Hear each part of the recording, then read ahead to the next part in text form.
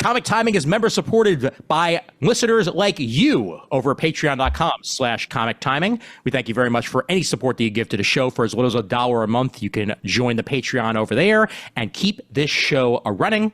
And we thank you once again for everybody over at patreon.com/comic timing.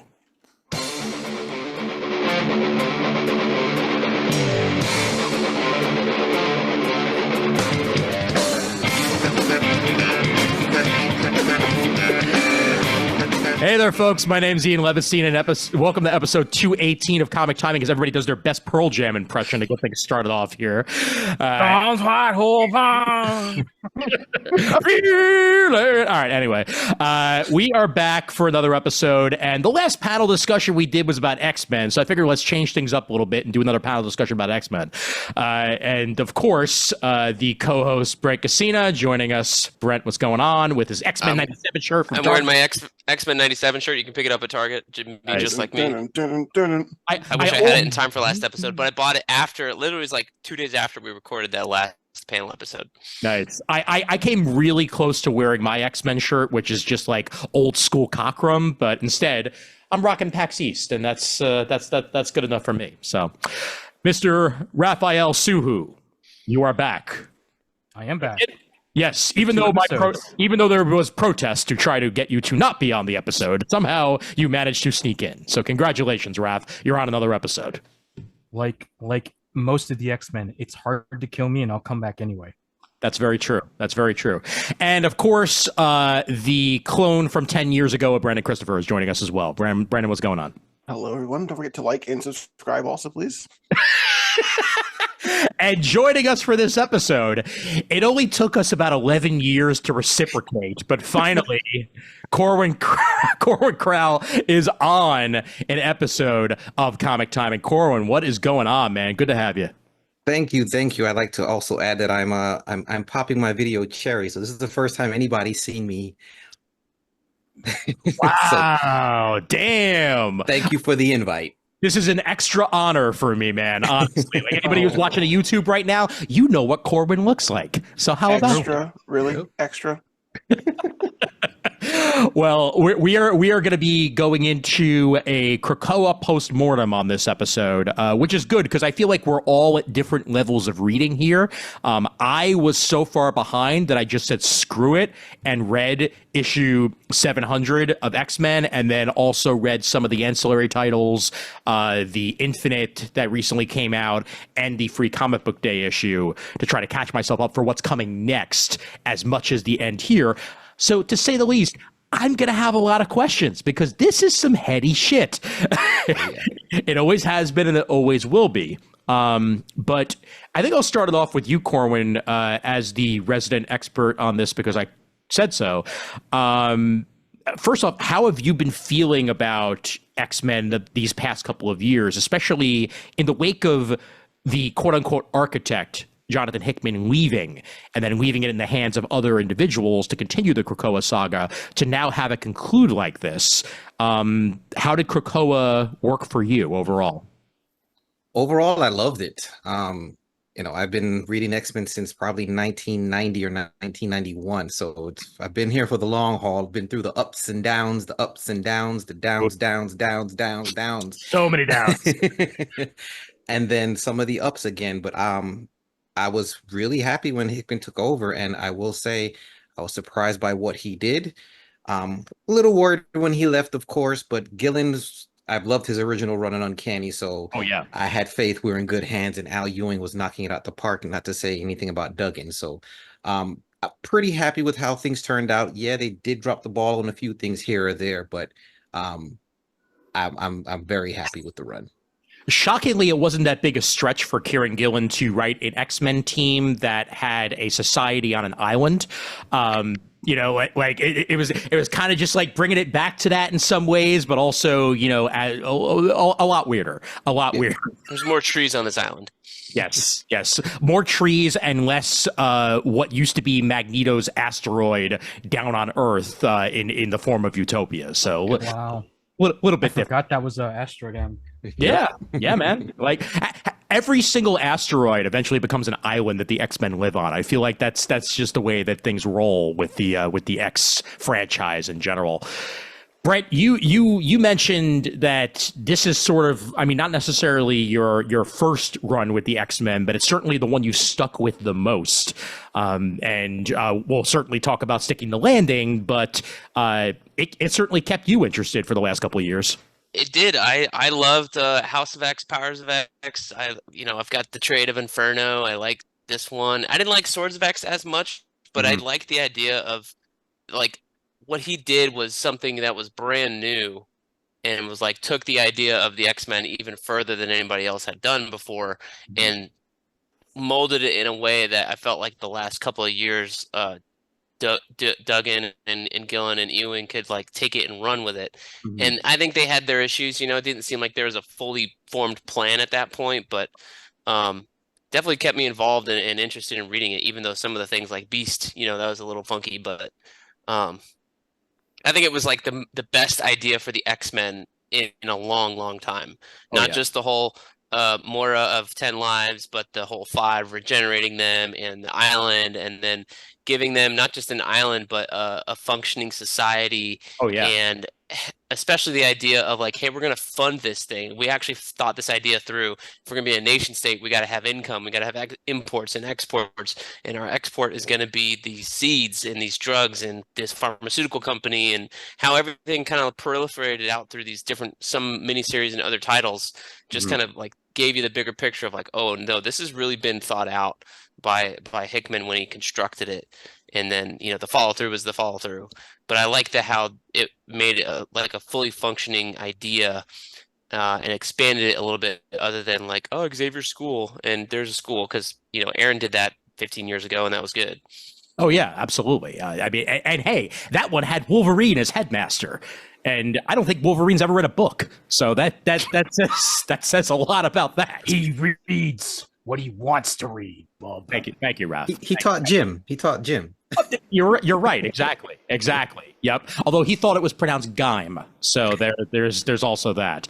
Raph, I know that you're similar to me, where you sort of just jumped ahead a bit, but you've enjoyed what you've read, haven't you? Yeah, I am. So I've read House and Powers, and I've read some of the Hellfire Gala I read each Hellfire Gala as they came out. Yeah. So I have the barest ideas of what's going. Actually, no, that's not true. I also read the part when Cyclops died and he became Captain Krakoa. I remember reading that. Yeah. Adjectiveless. Yes, adjectiveless X-Men. Captain Krakoa, man. I can't. So yeah. But then I read up until then I read Fall of the House of X and Rise of the Powers of X, and I read adjectiveless X-Men until the conclusion. So from what I can, so here's the thing for me. There are two guys who in comics who if they write anything, I will follow it. I will read every little bit of it and I will love it. It's Hickman and it's Morrison. And it's been like that since I started reading, like seriously reading comics in '97. Yeah. So I was super on board for Hickman doing X-Men, because I was super on board for him doing Fantastic Four, and I was super on board for him doing Avengers, which is arguably my favorite Avengers run. Oh yeah. And what I love about it is Hickman, like in the meta sense, like most writers when they write a comic, they always say, a good comic book writer, like, plays with the toys and then puts them back pretty much in the same place when he leaves. You don't have to do that. Yes. That's actually not always the best thing, and sometimes it leads to boring stuff, especially with X-Men. Oh my God. Because there have been a lot of, I think the last time I was this interested in X-Men was AVX. And even like, but that run from that was Gillen's run that ended that, yeah, right? Exactly, yeah. And so, but that Fraction run from and Gillen took over afterward. Yep. Brubaker, Fraction, and then Gillen. Yep. Bendis took over. No, I basically jumped out after Bendis took over. Some point during Bendis's run, because Bendis had enough. Bendis's run I enjoyed, but there were definitely some bumps in the road. Bringing back the younger selves of the X-Men was kind of where I was like, okay, dude. I like that book though. And I honestly think Bendis skipped out early on X-Men. I think he had more plans, but with Secret Wars and whatever else is going on, I really felt like he skipped out early on that run. That's the thing. It felt cut off. Yeah. I was surprised he didn't put the young X-Men back in time. They let some other writer do that. Well, well, yes, exactly. That was a perfect example why Corwin, I agree with you that like it felt like he definitely left earlier than planned, because the way that they essentially tried to retcon the younger X-Men, like, well, they're from an alternate timeline, but they're also not. But they also are. But they're also not. Hey, look, squirrel. Like that was not the cleanest way to get rid of that. It wasn't Bendis. It was just the way they handled the run is how I just don't love it. They did try to clean that up. They tried to clean it up with the Brotherhood fooling the original students when they went back to their timeline. They had the Brotherhood pretending to be them. I'm talking more about the stuff with Havoc, because if you look at the end of Bendis's run, Havoc is all over the covers, and there's things that the covers don't always match, of course. Right. But I think Bendis had something with Havoc and Cyclops that he never went with, that he just ended his run for Secret Wars and didn't really fully flesh out. Mm-hmm. That's perfectly possible. Yes. Yeah, I pretty much stopped reading X-Men after Secret Wars, but no, that whole run from God, what was it? Was it Messiah Complex until AVX? Oh yeah, that was that was a solid run. But I feel like Hickman, this run is really where he just totally, like he did with Fantastic Four, like he did with Avengers, he totally upset the status quo and just created something incredibly huge and incredibly bold. Now, of course, this wasn't going to last forever, and it's over now. But and I do have some issues with how they ended it, but I feel like since Hickman left when he did, this is probably as good as it was going to get. Yeah. So I'm in that sense, I'm okay. I enjoy the ending. There's some things I would have liked to have seen, but I think there's also things I don't know about. Yeah. That would explain some things or that I don't know about that would help explain things a little better. Yep. Like Beast, I barely know what's going on with Beast. Beast I'm gonna get into, because I read those last 3 issues of X-Force just to the last time I checked, Wolverine wanted to kill him. Yes, that was like a year or two ago now. Wolverine has been he deserved it. Yes, well, he killed Wolverine, so yeah. Remember how there was a Dark Beast? Yeah.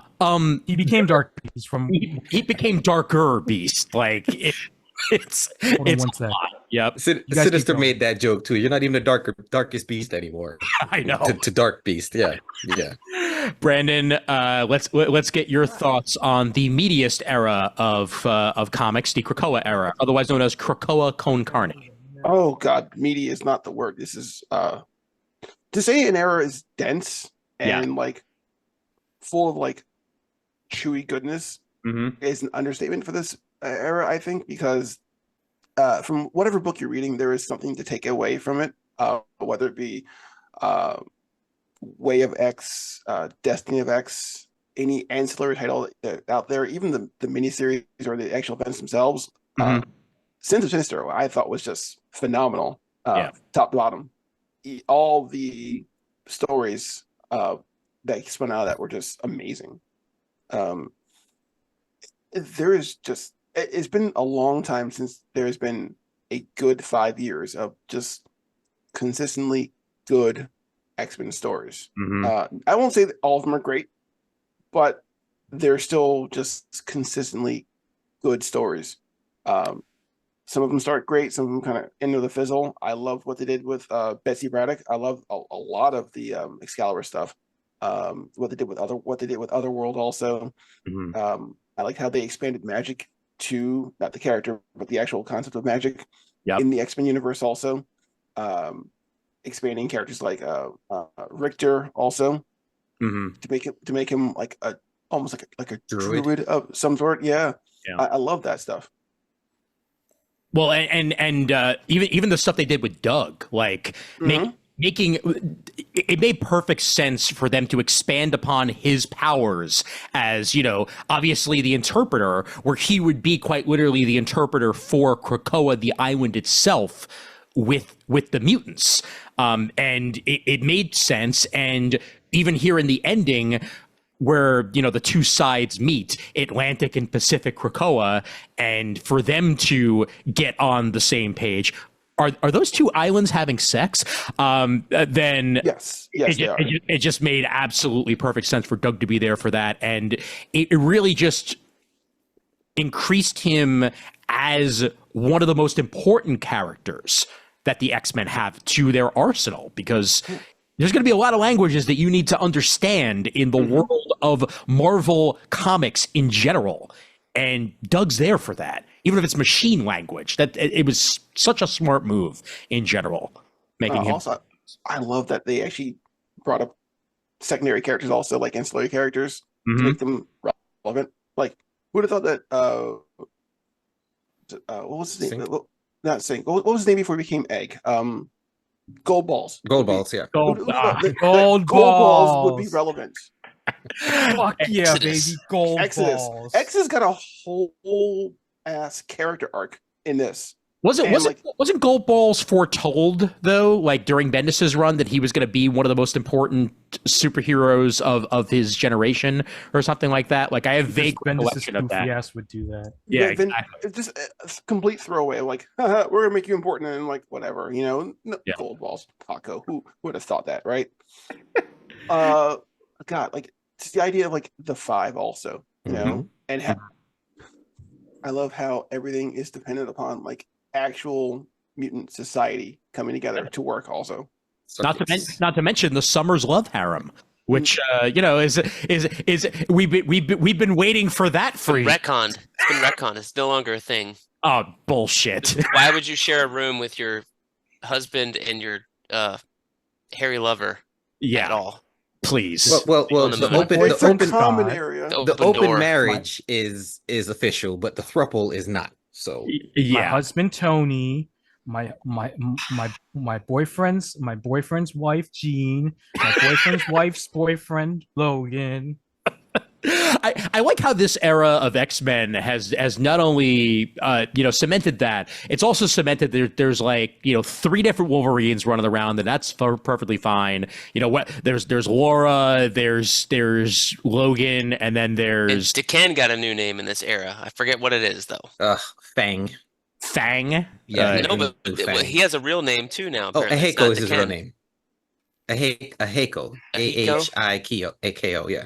Okay. Yeah. All right. That's not too bad. That's not too bad. Like I don't mind that as a real name. As long as he doesn't go by Fang very often, because I don't like Fang. I don't like Fang either, but Dakin is like mongrel, so it's kind of a derogatory name point he received. Yeah, reclaim that name. I guess Fang is also like a homage to what they wanted to call Wolverine. One of the Imperial Guard. Yes, also, yeah. That's where he got it from. So here's an important question for you guys, as the guy who's probably read the least of this, because I've read. I'm still in the Hickman era. That's how far behind I am. So like I wanted to do my best to like be caught up to here and at least read the final issue, so then I could springboard onto what I'm actually very much anticipating, which is Gail Simone writing some goddamn X-Men. Like hell yeah, I'm all for that. Time. But what happened to Hope? Because like they threw her name around a lot in this final issue here, and I know she was a member of the like Earthers for a while. But like what's going on, man? Like what's like this? It's a lot. I believe, and somebody else can correct me, but I think the gist of it is she's part of the 5 that rebirths mutants and stuff. Mm-hmm. Yeah, and then they kind of stuck her in the White Hot room, and she's now with the 5 and on the island and forever. No, she's gonna stay in that alternate dimension. So okay, well, why don't we recap what the idea of Krakoa is, sure, and how it ended, before we get into all these questions. That And is I can- a wonderful idea. Yes. And yeah, when you're ready for the Hope thing, I'll break it down for you. All right. 'cause Yeah. Fair They've been enough. circled. Fair enough. But Corwin, you're probably good to break down Krakoa for that matter. So like, by all means, man, like let everybody know exactly what the concept of Krakoa is, even though the basics of it is that, you know, you might remember Krakoa from Giant Size X-Men. Start here. Yes. Yes. And then from there with House of X powers of X, or House of 10 power of 10 if you listen to Hickman. So basically what happened was the mutants all came together. Myra, however you pronounce her name, Moira. we find out she's a mutant. She reincarnates, and every time she dies, the Yep. timeline reboots, and she has all her memories from previous. Mhm. On her 9th or her 10th life, she finally decides to break the rules, and she brings Magneto and Xavier together to form Krakoa. Yep. Where they decide to found a nation and live on this island with all the mutants. So we have a mutant nation with everybody, heroes, villains, everybody's forgiven, everybody gets a clean slate. So we have a mutant nation living on Krakoa, which is a island that walks like a man. It is kind of a mutant itself, and it feeds on life energy. So now, because it has all these millions of mutants living on it, it's grown to a different, huge size, and it siphons off, minute energy from everybody living on it. So we have mutant society. They make a mutant language. They make mutant drugs to help expand humanity's life. I think there's 3 different drugs, one for extending life, one for curing disease, and I can't remember the third one, but I think there was either 2 or 3 drugs. The most important thing that they skipped over is didn't they cure cancer with one of these Yeah. drugs? They did. I believe so, yeah. Like entirely, and and everybody still hates them. Yes. Well, people don't need a good reason to hate anybody else. So It's true. that is the founding of the nation with Xavier, Moira secretly behind it because nobody knew she was a mutant, and Magneto. And they found this nation. They make a council of 12 to govern, and it's just straight craziness and politics from then on out. Yeah. Which I love that, like, all these years, and I know that with Moira living, 10 lives or whatever, it didn't affect R616. Like, she was catching up to R616 Correct. eventually.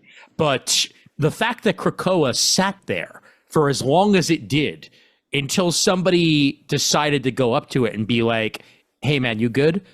and it became the life-giving vessel that it could have always been.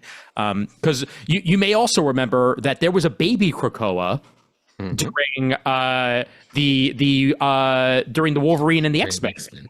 Yeah. So did they explain that at any point, the baby Krakoa? No. They did not. No. I didn't think so. Okay. All right.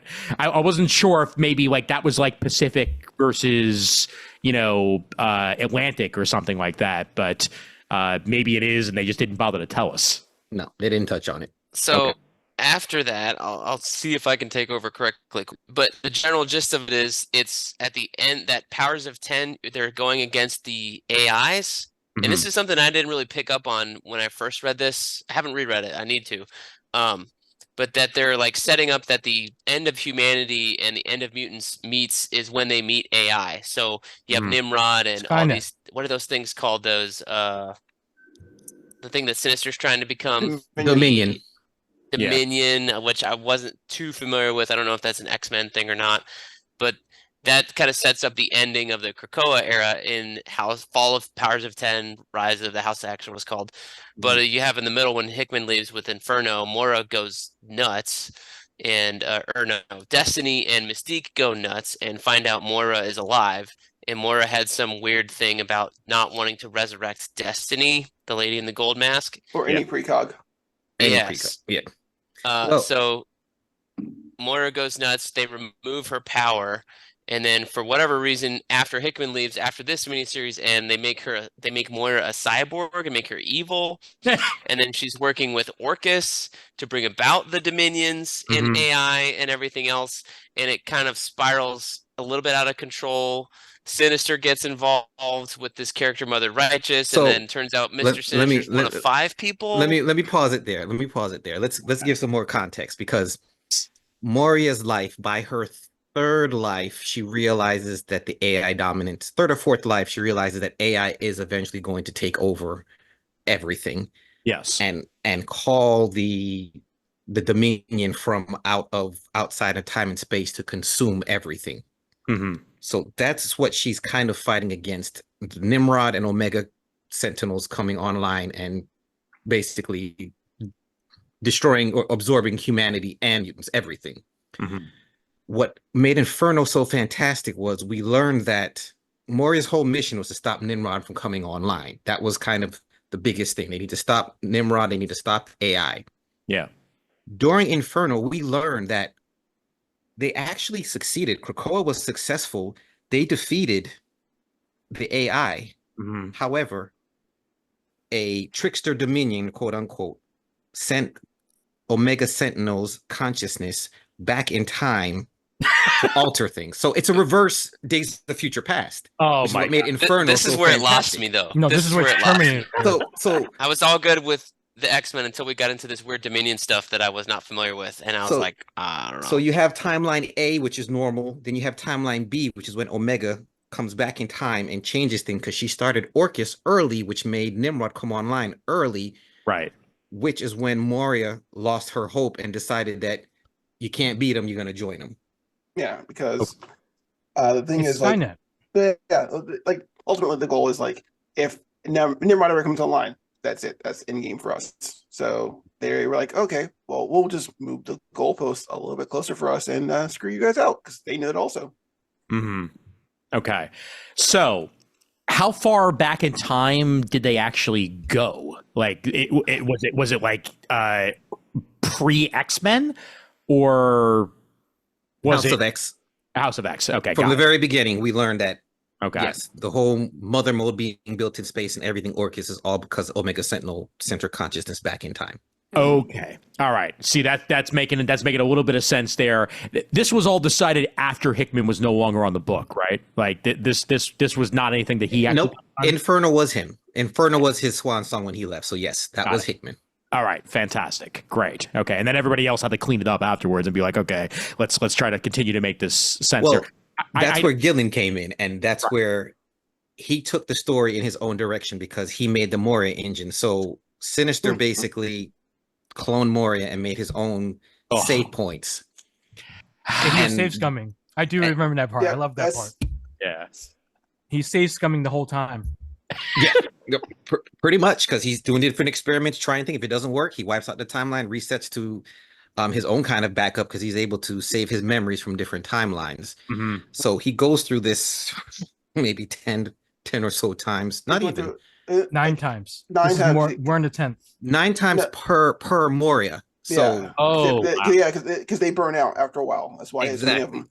So easily maybe 80, 90 times before they actually stop him.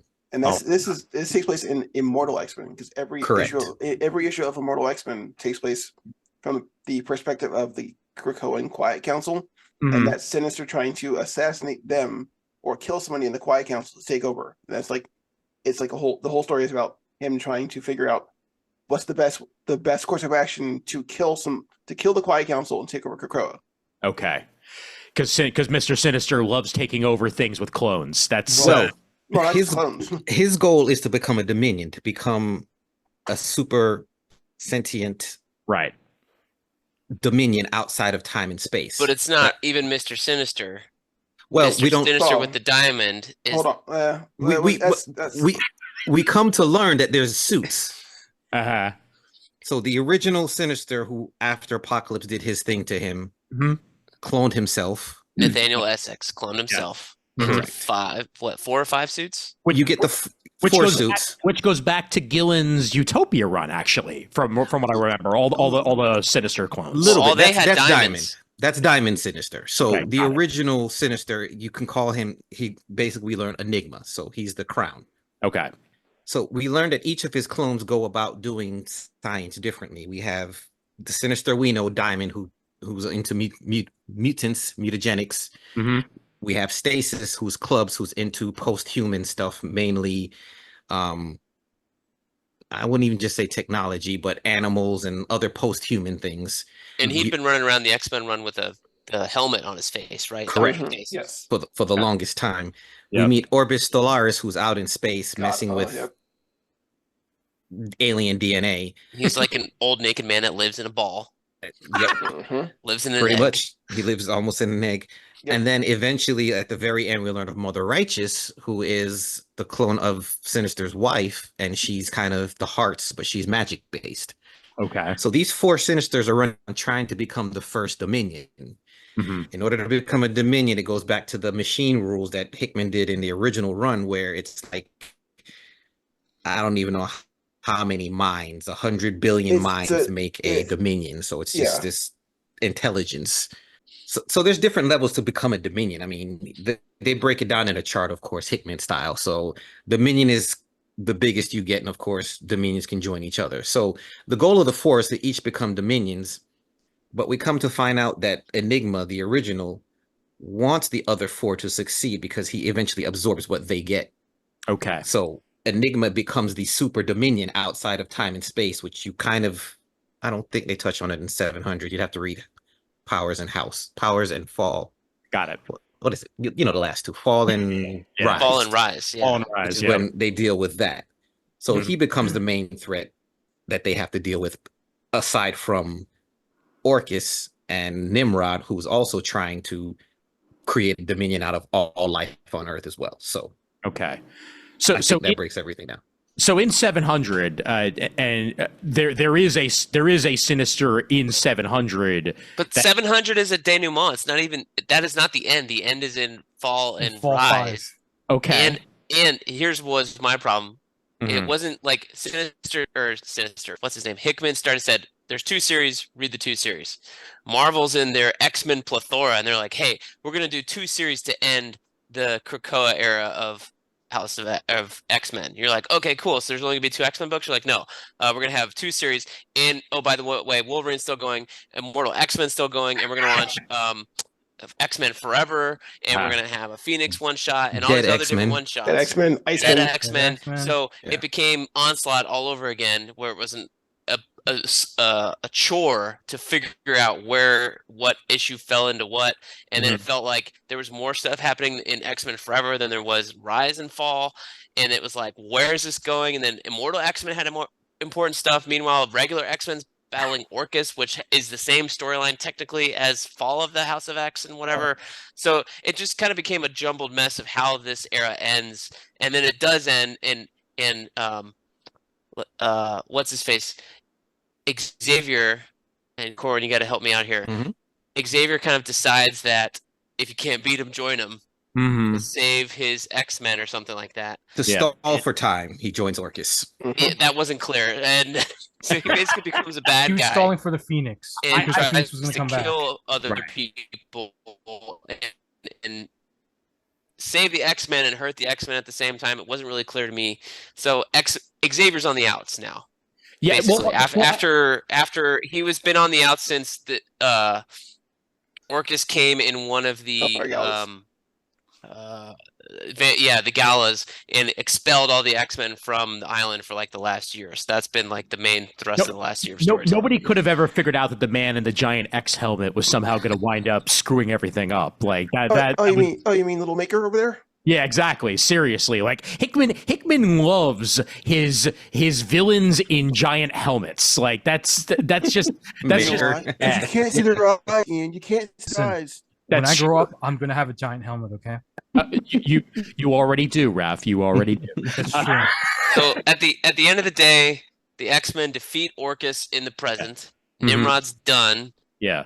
And then you have Xavier and Phoenix trying to defeat the Dominion, and they do and don't. Like, it felt like the Dominion went a little nuts by itself and couldn't figure out how the Phoenix, and that happened in X-Men Forever, not in the Fall. Yeah, the problem was that Jean Grey Phoenix defeated the Dominion, not the X-Men.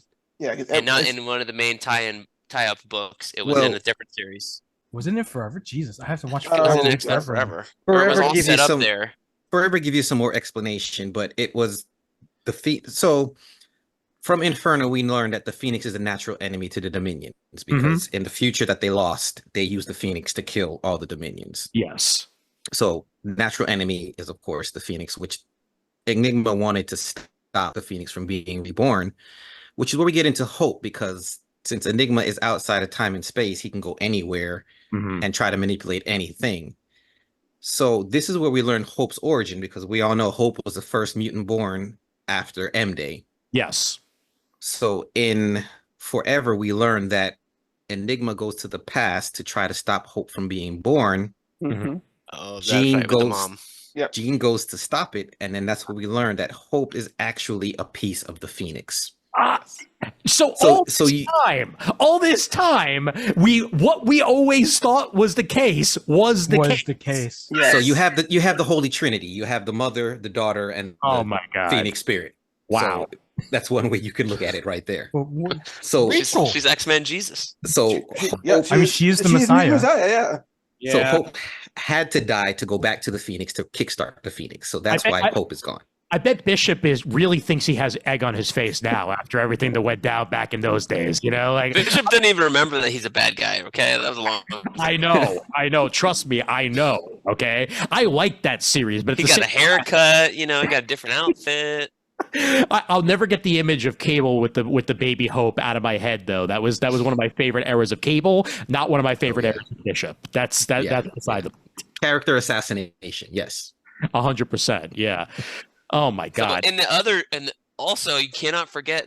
This is the thing that I love the most about this Hickman era is what was it called? Planet-sized X-Men. This one shot that was the first Hellfire Gala. So good. Blew me away. So basically Hickman sets up that after in Swords of X. This is how, God, I love this. I love and hate this at the same time. It's so good though. It's so good. In X of Swords, he sets up that hey, Krakoa had a sister island or parasitic twin, however you want to look at it. They were one island that were split in twain because we'll call it a parasitic twin. Well, basically they separate. Krakoa. One's Krakoa and one's a Racco, and I think it's like just a mixture of the letters, right? Akara was the original island. Yeah. Okay, and it goes to Otherworld, to Magic Land, never to be seen again. And so X of Swords, and it turns out that Apocalypse's wife lives there. It's a whole thing. Yes. Anyway, and his kids. I do remember reading that. In Planet-Size X-Men, he goes, "Hey, we're gonna do some cool shit," and he sends Magneto and Storm to Mars, and they fucking terraform Mars. Yes, they Magneto do. and Storm, and then they send this other island to said planet to take all those mutants. Or they're not mutants. They are mutants. They're kind of weird. They look more like aliens. They're like super evolved mutants, right? They're Iraqi mutants. So this is where it gets really complicated. But they go there, and you have all X-Men Red takes place up there. Here's where it gets complicated. Okay, Corwin, gotcha. Here's where it gets complicated. So that's what I was confused in X-Men 700 and in the denouement when they're like, "Hey, Atlantic and Pacific Krakoa come together." I'm like, Atlantic and Pacific. What the fuck about Araco? Yeah, different things. When did they get two Krakoa islands? So it all begins with Akara, one island, the original mutants, which is Apocalypse's people. You can call it the first mutants. Yeah. And this is after Egypt? This is before. This is probably during. Probably. See, this is where it gets a little screwy because technically it should probably be before because he's Egyptian, right? So yeah. So well, of course, you had Immortus or the Pharaoh. What was his name back then? The living pharaoh. No, the living pharaoh. Whatever Immortus is. Egyptian. Immortus. It is Immortus. Ramatut. There you go. So I know my shit. We're closer to Cleopatra than Cleopatra was to when the pyramids were built. Yeah. So that's how long Egypt was. Who's to say how long it was before that? But basically, you had Akara, which was the original island. You had Apocalypse, his wife, his 4 kids, bunch of mutants. The Twilight Sword, which I believe is from Asgardian lore or whatever. There's some demons that can Twilight Sword splits the island in order to save the Earth. Genesis, Apocalypse's wife, and his kids, and a bunch of the mutants leave to close the dimensional portal from the other side. Now they're stuck in Amenth, which is like a demon world, and basically time is different. So it's over hundreds of years that they're in this hell dimension, fighting these demons. they eventually lose, and the mutants and the demons kind of interbreed, and that's where you get the Iraqi from. So they're a war people. Okay. All right. Yeah. So this is what happens when Planet-Size X-Men, well, after Sword of X or X of Swords, Apocalypse wins against Annihilation, who eventually we come to find out was actually Shadow King in Resurrection of Magneto. But Annihilation was the leader of the Iraqi people. Wait, that mask was Shadow King? I don't remember that. Correct. Yes, the mask is Annihilation, but we'll get to that when we get to Resurrection, or if we get to Resurrection of Magneto, because we learned some things about Shadow King. But Apocalypse wins, and then he's basically in charge of the Iraqi people, and they've changed so much in all the years that they've been gone. They don't want to come to Earth because they think the Iraqi mutants are weak. They're a war people. So yes, the X-Men, Storm, Iceman, Magneto, they terraform Mars. They take Arakko from that hell dimension and plop it on Mars, and now it's the planet of Arakko with their council and Storm as the regent. Mm-hmm. And that was X-Men Red, Al Ewing, excellent book. Yes. That all takes place after X of Swords, because at the end of X of Swords, Opal Luna Saturnine offers a trade between Arakko and Krakoa. Mm-hmm. And Arakko for Aaron Judge and a player to be named later. Got it. Okay. No, basically yes, because Arakko takes Apocalypse, and Apocalypse is like, well, why not just bring over Arakko to Earth? So Arakko actually lands on Earth. Yeah. Takes space on Earth. Mm-hmm. It tries to combine back to Krakoa. Yeah. And they're like, nah, this ain't it. And so they're too different. They even speak different languages. Too much time has gone by. They can't. Which they explain in 700. Right. Well, that's different now. So that's something this is different. A third island. That's a third island. Yes. House of X. Mm-hmm. House of X. There were originally 2 islands, one for training, one that they lived on. Yes. So we get Atlantic and Pacific. Sorry, Brandon. Yeah. It's. I don't remember that part. They left out that second island in favor of Arakko. Flip through that House of X book. It's in there. Yeah. Also, at the very end of all this, during the Hellfire Gala, part of Krakoa gets sent to the White Hot Room. Don't forget that also. So the White Hot Room actually was the gift given to by the Scarlet Witch to help bring back the people who had died during Genosha. Mm-hmm.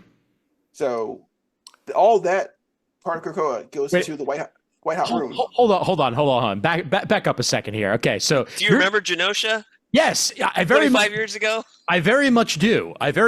So they did mention that in 700. So I kind of figured that they were basically doing hey, guess what? Remember Morrison's run, good times, type of situation. Also, hey, X-Men 97, what a coincidence. We're going to suddenly bring up Genosha. Well, they had said before, like in I don't know what X book it was, but they're like, hey, we're going to bring back.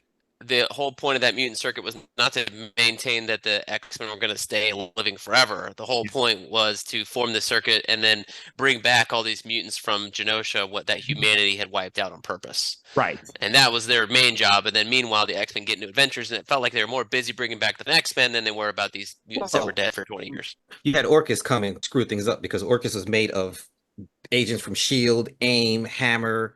I mean, Hydra. Orcus is a conglomeration of a bunch of different bad guys. Mm-hmm. Yeah. Just bad time, guys. Just a bad time for X-Men. I'm sorry. But, So wait. So by the time this is all said and done, and again, I know I'm sorry that I'm jumping, but the Genosian mutants are for the most part the ones that come back after the 15 years in the White Hot Room and are now basically most of the mutants that are on Earth. 6 months. So the end of 700. Yeah. Turns out Krakoa was in there for what, 15 years or something like that. Yeah. Mm-hmm. Yeah. In the White Hot Room, and that Krakoa comes out of the White Hot Room in 700, and they're like, "Hey guys, we're all grown up now. Oh, by the way, we don't want to stay in your steely little Earth world. So here we brought back all the mutations." 15,000 of them or something like that. Million. It's a lot. Million. 15 million. We're gonna stick them on your planet. Here you go. See you later.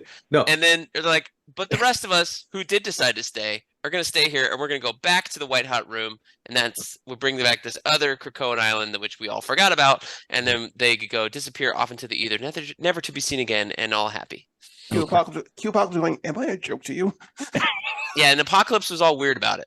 Yeah. He was like, I mean, You're peaceful? What the fuck? We talked about character assassination. This is character assassination in my mind right here. To me, Apocalypse is one of the more interesting characters of this age because he wasn't a bad guy. Mhm. Like I'd seen that before with Magneto. They tried to do it with Sabretooth. It didn't work. But Apocalypse being like everybody's friend was the most interesting thing about this era. Only for them to undo it all in 700 felt like a stab in the gut to me. Well, because from what I've read and from what I've seen, one of the main reasons why Apocalypse was okay with all of this is that he essentially was seeing his dream unfold. That he was always about the mutant people more than anything else, and it looked like people were on a good path here. Yep. And this was also like the dream of Xavier and Magneto because Magneto wanted mutant supremacy. He had that with all the drugs and stuff in their own nation, right? Mm-hmm. Meanwhile, Xavier's trying to live in peace and do things diplomatically. Mm-hmm. So they were kind of like the melding of the dream, and meanwhile, Apocalypse is just like, I have a society now. Okay, cool.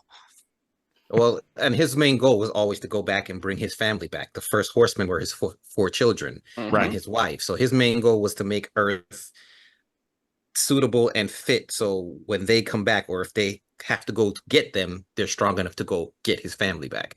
Mm-hmm. Okay. Yeah. And then once everybody comes back from the White Hot Room and they're like, we've found peace without you. Apocalypse was like, bitch, please. And then decides to just, completely kick everybody's ass because he's Apocalypse and he's got a giant A on his head. And, because we have to reset the marbles. Mm-hmm. We have to reset the chessboard. We have got to get rid of these islands. We got to make Apocalypse a villain again.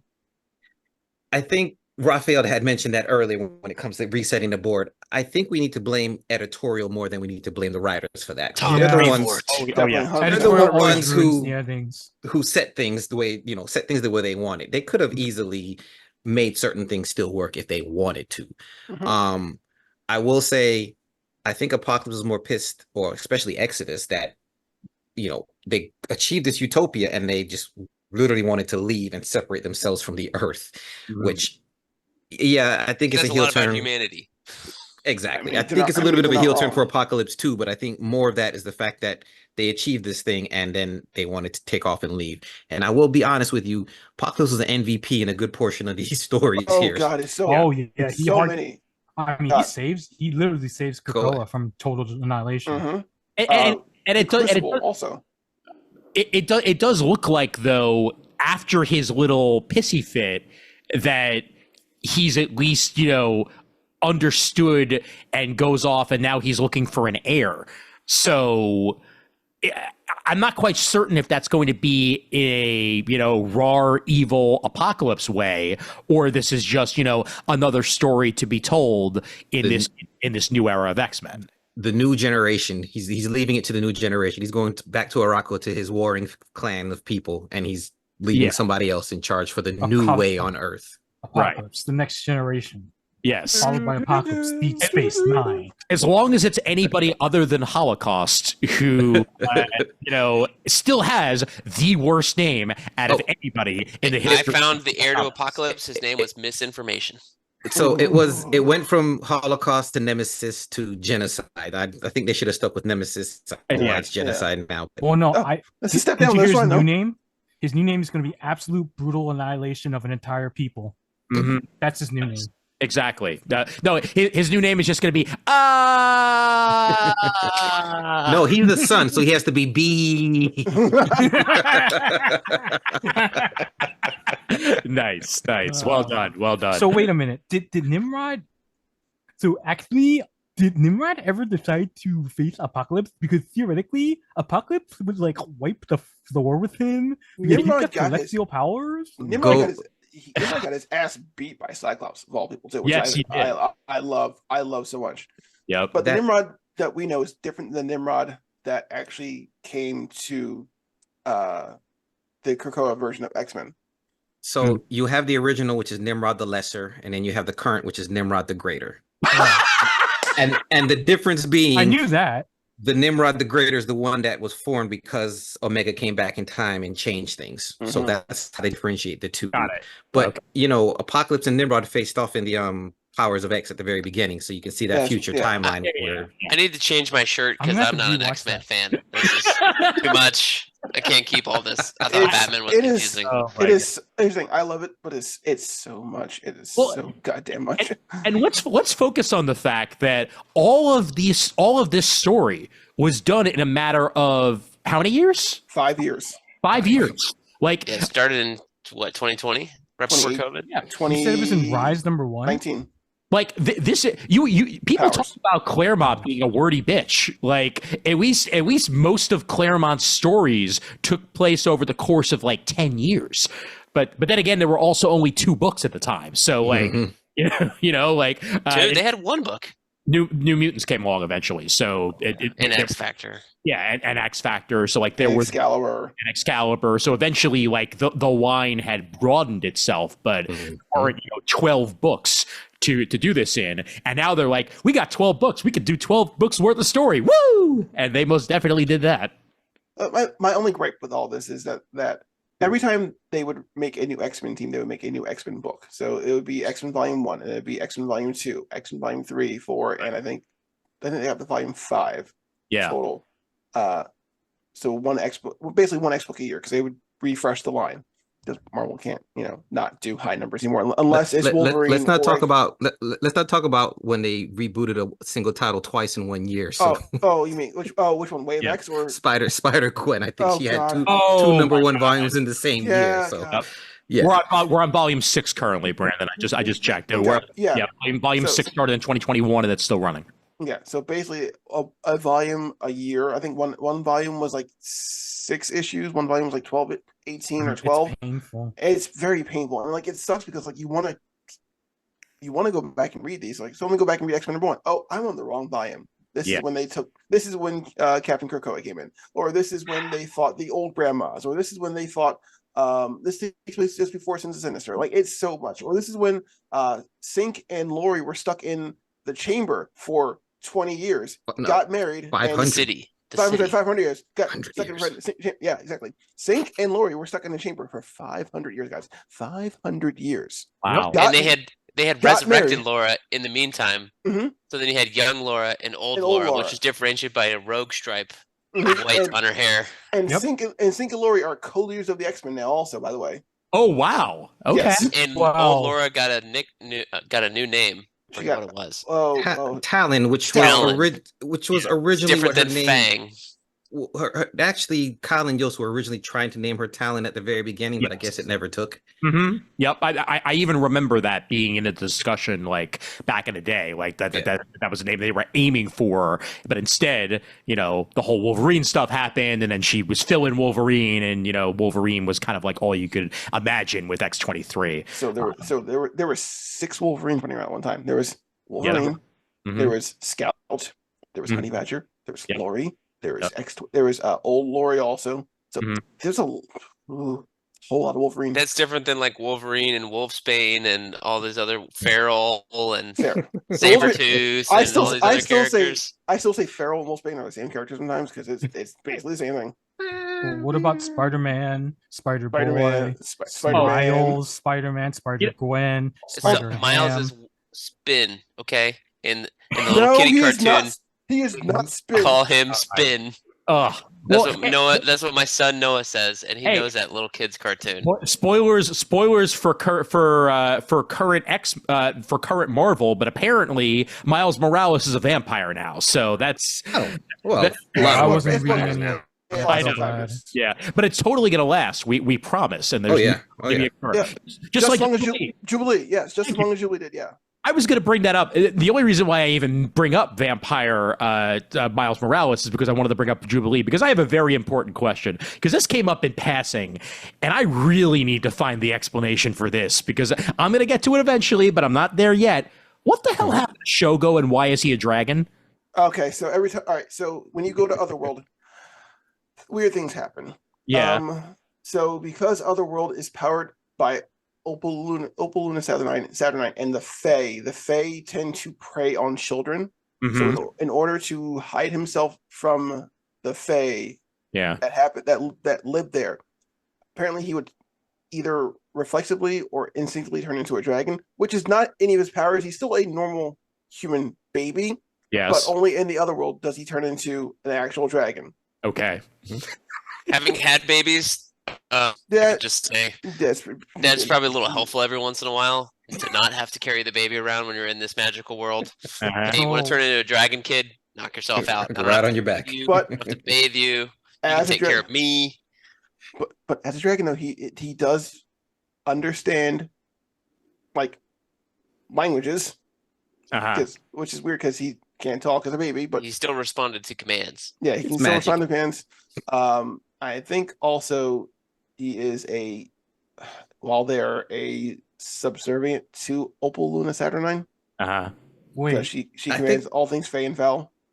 I think that's when she was leader. I'm not. Is Yeah, she I'm still not in sure. charge? I don't know anymore. I lost it is Shingo after Lockheed's kid? Knights of X. No, Shogo's not. No, Shogo's just a human baby that Jubilee adopted. Yes. Right. Mhm. Yeah. Right. And From there's Lockheed. and there's even No. and there's even an alternate future version of him that's running around in a Iron Man-esque Sentinel armor Yes. that came back in time during the Bendis's run and all that jazz. So Yeah. Mhm. yeah, With but Lockheed. No, ah! no, get out. Stop confusing things even more than they're already confusing, man. I just want to know where the hell Shogo's going to be now that Jubilee is on a X team running around with Gale, in Gale's team. In So the same place where Luna is, Yes. and all the other kids of superheroes. yes. Off Shogo's screen. transitioning. Off the board. Another They're gonna age jump. They're gonna age jump him like real quick. Like, oh yeah, he went through a portal and came back 19 years old. I'm sorry, Franklin Richards said what? Richards, Oh, my Magic also. Yep, magic. Yeah, but here's a character that we haven't brought up yet that is very important to this entire story, and that of course is Magneto. Now Magneto, I know, there was a sacrifice made in the X-Men Red series. He was dead. He was totally going to stay dead. He was never going to come back to life. We promised he was never going to come back to life. No, they made a big fucking deal about it in X-Men Red because they're like, hey, there was it's a warrior thing like Corwin was talking about, and he's going against one of these warriors from Morocco. And again, you got to jump in here if I'm totally off base. It was not. It was he was Jupiter. like, I'm not cool with fighting you to the death because your people resurrect people. And Magneto had to tell Storm, like, if I die, don't resurrect me. Yes. He destroyed his backup. So yeah, Yes. he's fighting Yeah. Tarn the Uncaring. So praise Tarn. That's right. Yes. Yeah. Praise Tarn. Praise God. Praise Tarn. I believe Storm and Magneto are the only two to not take the resurrection protocols. Yep. Of all the leaders of the Quiet Council. Yep. Okay. Yeah. So then he comes back to life. Well, Storm goes to get him. So. Yeah, she gets his gold back. Go get him from. This is what I did not understand about that book. Wow. Okay, it's a lot. the afterlife. She Blue Marvel and Is that how you pronounce her name? What's Galactus's mom's name? No. Tia, Yeah, something no like wonder I that. didn't understand this bullshit. So- Ta? It is Ta. Yeah. TAA, right? I'm pretty think sure. so. I'm pretty sure it is Ta. Yeah. So yeah, Blue Marvel constructed something for her to go to the afterlife to get him. So Mhm. that's where that resurrection of Magneto story kind of takes place, and that's where we learn that Shadow King, which is a whole nother Shadow complicated King. thing. Here we go. Oh boy. He's almost like a Dominion, you can say. He exists outside of everything, hmm and he has his fingers in every dimension, which is why I think in that series they did explain he was some characters like the adversary is really him, and I don't think he's aware of it as well. So like the adversary, Annihilation, the First Forsaken, which goes back to a Claremont run in Uncanny. All these people were actually different aspects of the Shadow King. Mhm. One fantastic storyline, as a matter of fact, now that I'm talking about it, in New Mutants, they separate Amel Farouk from the Shadow King, and that's a pretty damn good story arc if you guys haven't read it as well. That's where you learn that Farouk is actually a host to the Shadow King.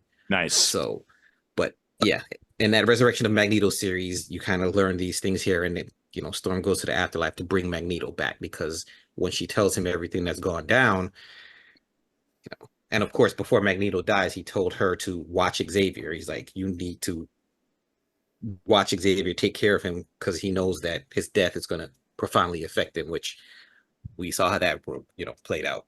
Yeah. Oh, yes, I'll come back from the dead. Whatever. All right, come on, Storm. Pretty much anything involving the Shadow King is absolute madness, and I'm glad that they just like leaned into it this time around.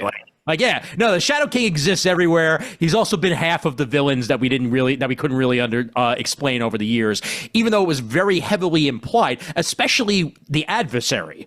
That the adversary with Shadow King has been a thing going around like in X-Men circles for years, and I'm thoroughly glad to actually finally have that confirmed one way or the other, because it just makes sense, because it's just so much of a Shadow King-esque personality.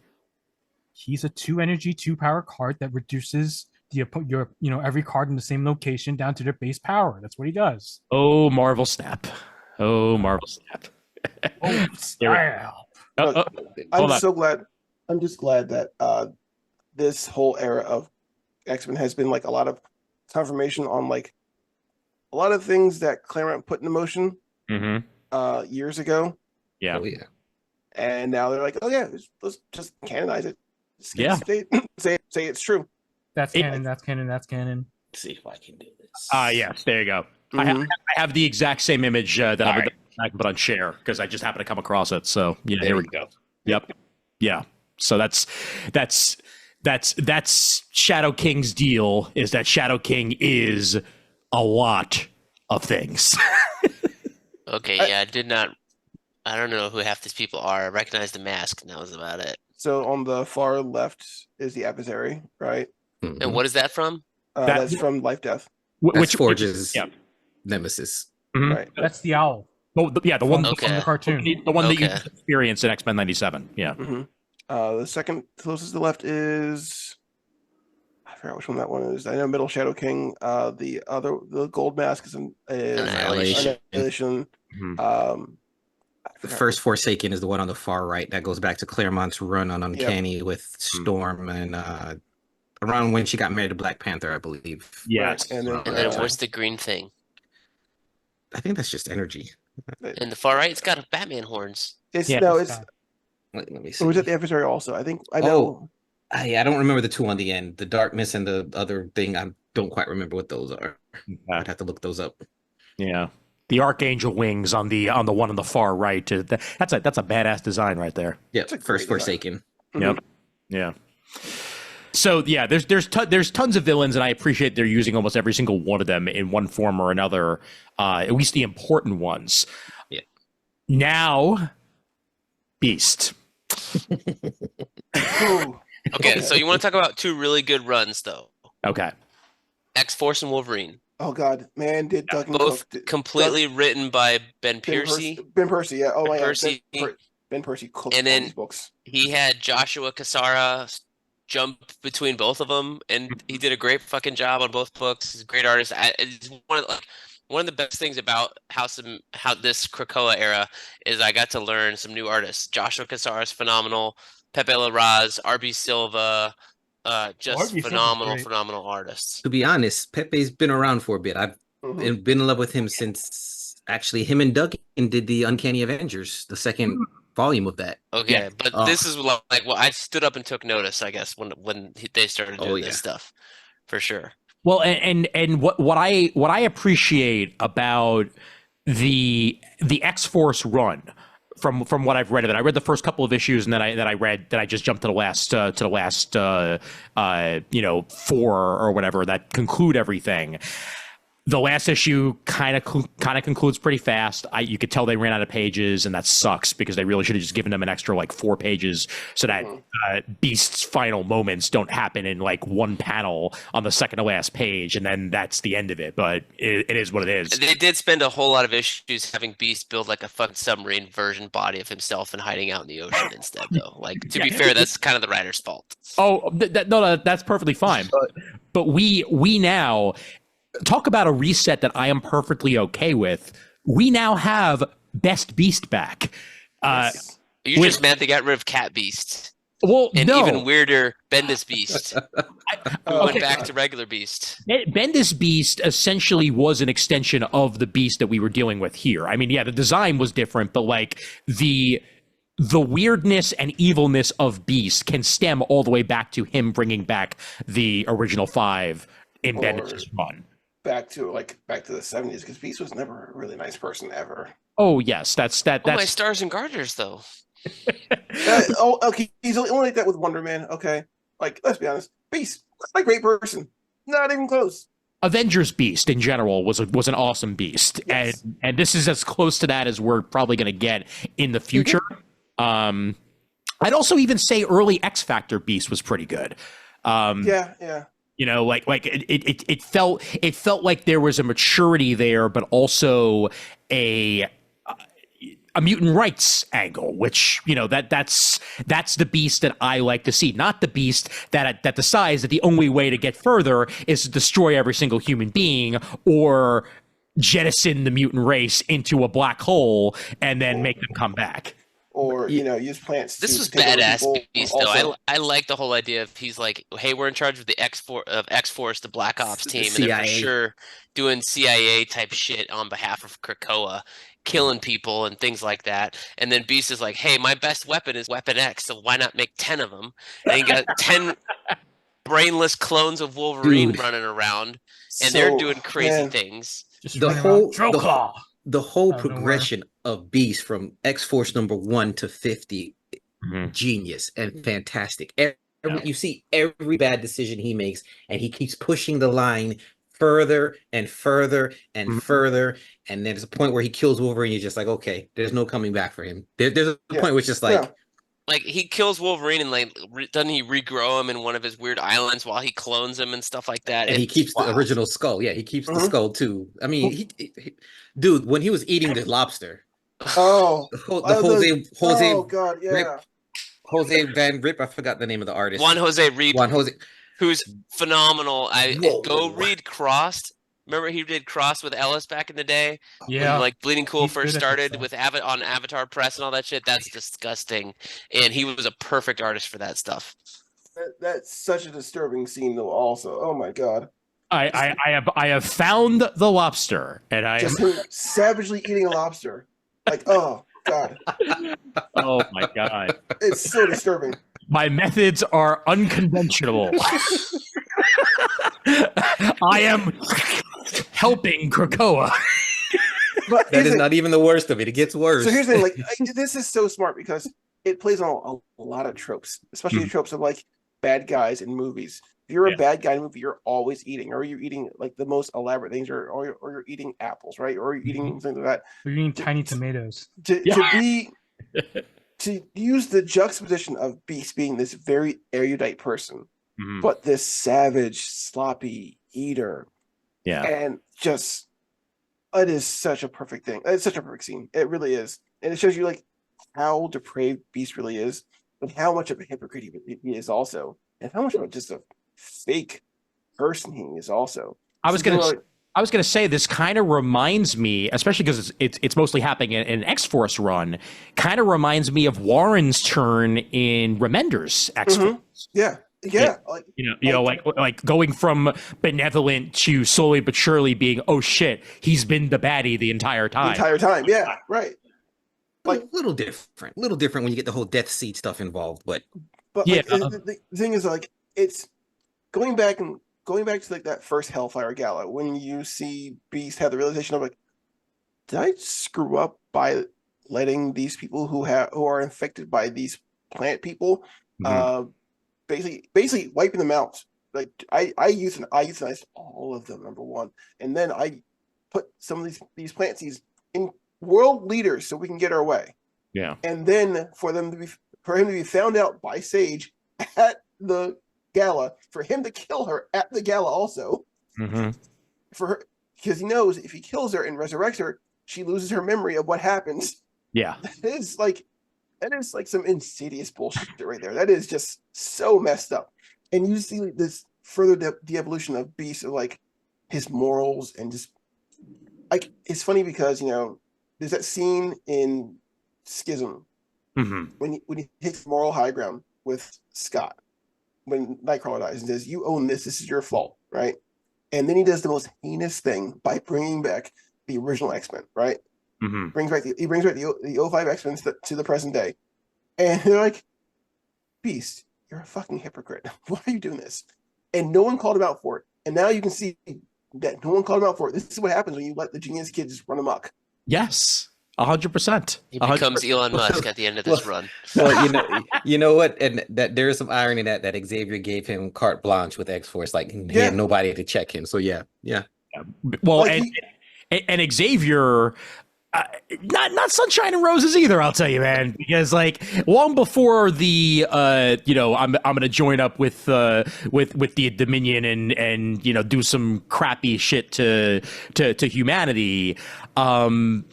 This whole thing really had a level of elitism to it, even with the mutants themselves. Dare I say that Professor Xavier's a jerk? Yes, very much so. You can 100% say that. But I don't know, like it was never. I mean, for one thing, it was never even close to a democracy on Krakoa, and that was very, very apparent. But the last words that he speaks in Uncanny 700. Or sorry, X-Men 700, whatever the hell you want to call it. Xavier was right. And we finally realized that, oh my God, the reversal really has happened here, where Magneto may very well be the one who is the most sane here. Really says a lot for the character progression of Professor Xavier since the 60s to now. And that Onslaught may have happened for a very good reason. That wasn't all Magneto. It's funny because like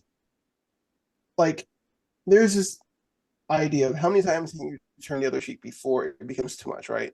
Yeah. And like at the beginning of the Krakoa era, it is justified, right? It is very much of like, like, he says to you, like, I would have given this to you for free, but you have pushed my hand. Now, in order to make sure that we stay on even ground, you're going to have to pay for what I give you. I'll give you these drugs, I'll give you these amenities, but you have to pay me for it. Yeah. And like, I can say at the very beginning, you're like, okay, that makes sense, right? You know, you have a right idea, and then you see him like build this, quote unquote, build this society, right, on Krakoa, and once he gets to Krakoa, it's not like he's putting on airs so much as is like you just feel like disparity between classes, we'll say, of mutants on Krakoa. Like, it looks like a happy, friendly, loving paradise where everyone's gay and hot all the time, right? Yeah. But once you get to the real nitty gritty of it, the Quiet Council, no one's checking them, right? Yeah. No one's checking behind like the Five also, because the Five have their own autonomy as well. Yeah. Sure, they have to honor the Q, quote unquote, for the resurrections, right? But they can do whatever they want, right? And like you can tell, like the layers are starting to peel back a little bit more and more, and you see how unnerving it really is becoming. Xavier's ideals in his dreams are just either too unrealistic or they're too perverse to really happen. There's no in between with him. And I like this examination of like Xavier being like, well, I went all the way full hero. Let me just go back all the way around again and be full villain now. And I guess, I'll wear your crown. I'll be your villain if you want me to. He has to be. It's this whole self-righteous nature where he has to be right all the time. I think even Doug pointed out that he needs to step back and let the next generation do their thing during Inferno. I believe it was Doug even told him, like, you need to step back. But Was it Professor Xavier his plans? Well, I have my plans also, right? Yeah. That's what Doug said to Krakoa.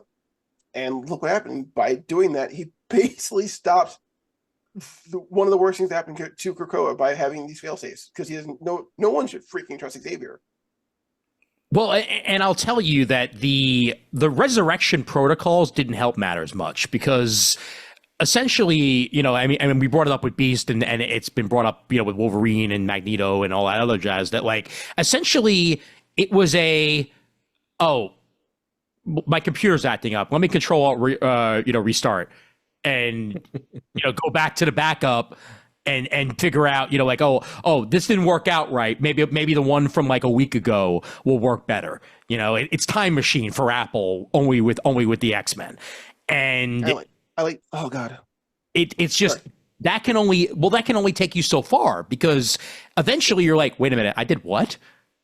And then you're left, Cyclops had that happen to him a couple times, Wolverine, where they go on these suicide missions essentially, and then wind up being revived none the wiser afterwards. It's just, it was too much power, and I'm glad that it's no longer the case with the X-Men. It worked with this story, but you can't have that perpetually in a storyline and make it work, because it's too much power. It's way too much. Except they do it anyway in the last 40 years.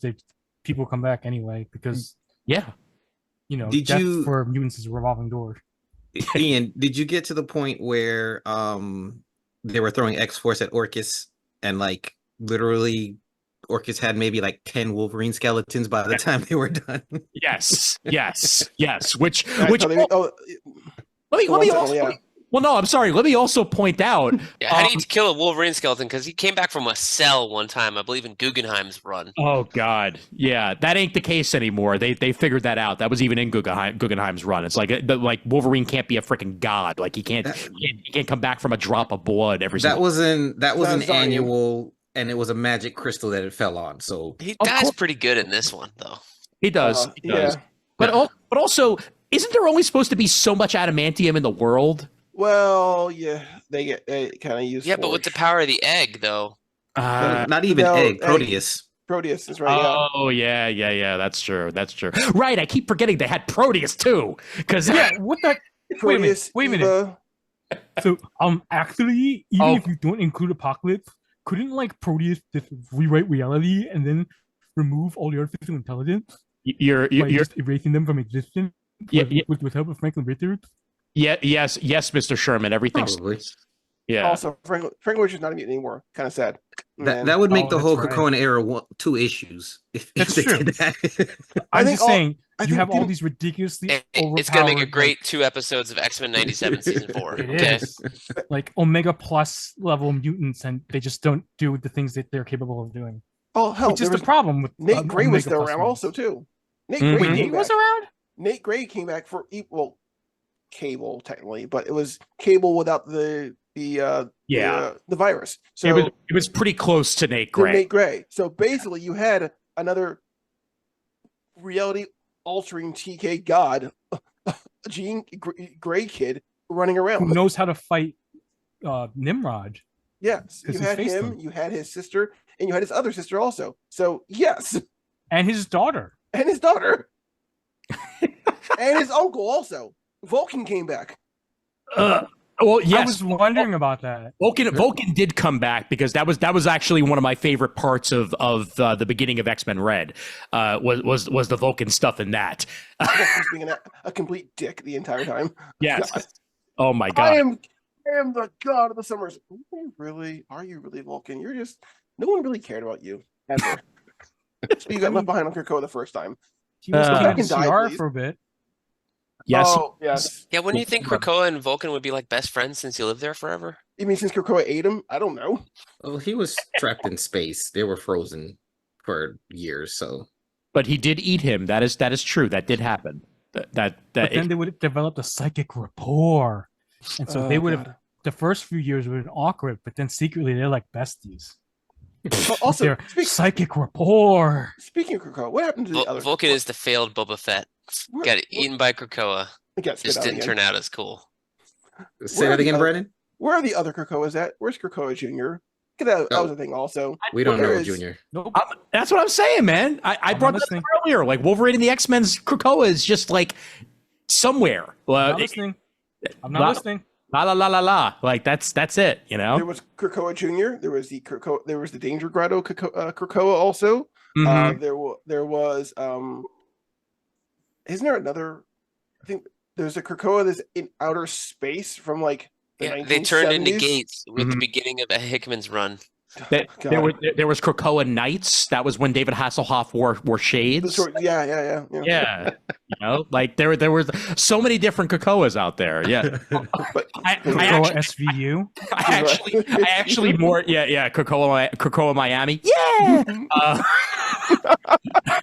Bang Krakoa. I fully don't you dare. I fully believe actually Brent's theory is that more than likely they probably just became Gates and were utilized in the Krakoa network more than anything else. But it is also possible that they're out there somewhere in Marvel universe lore and they just haven't been mentioned. Someone wants to play with them. Or another. Yeah. Hmm. Are there any hanging plot threads? I'm sure there are. Yeah, yes, there's one. There's At least. plenty. That's part of my disappointment with how it ended. There was so much that left off the table. Go first, Brandon. Onslaught. Okay, Onslaught came Mhm. back, and then never mentioned again. What book did he come killed back him. in? They That was the Way of X. Way of X. They dealt with Oh, it, that was the but religious they- Nightcrawler book. I didn't read but that. they one. did not deal with it though. It's like, oh, this is all a test, huh? No, it wasn't all a test because Onslaught actually came back. He was like a little virus for the most part. Because that's one of the things I loved about Way of X is like, you talk about the resurrection protocols and like, how dangerous it was. In Way of X, there are people who were going out of the way to kill themselves so Mhm. they could actually feel like true mutants because now they can be resurrected as true mutants.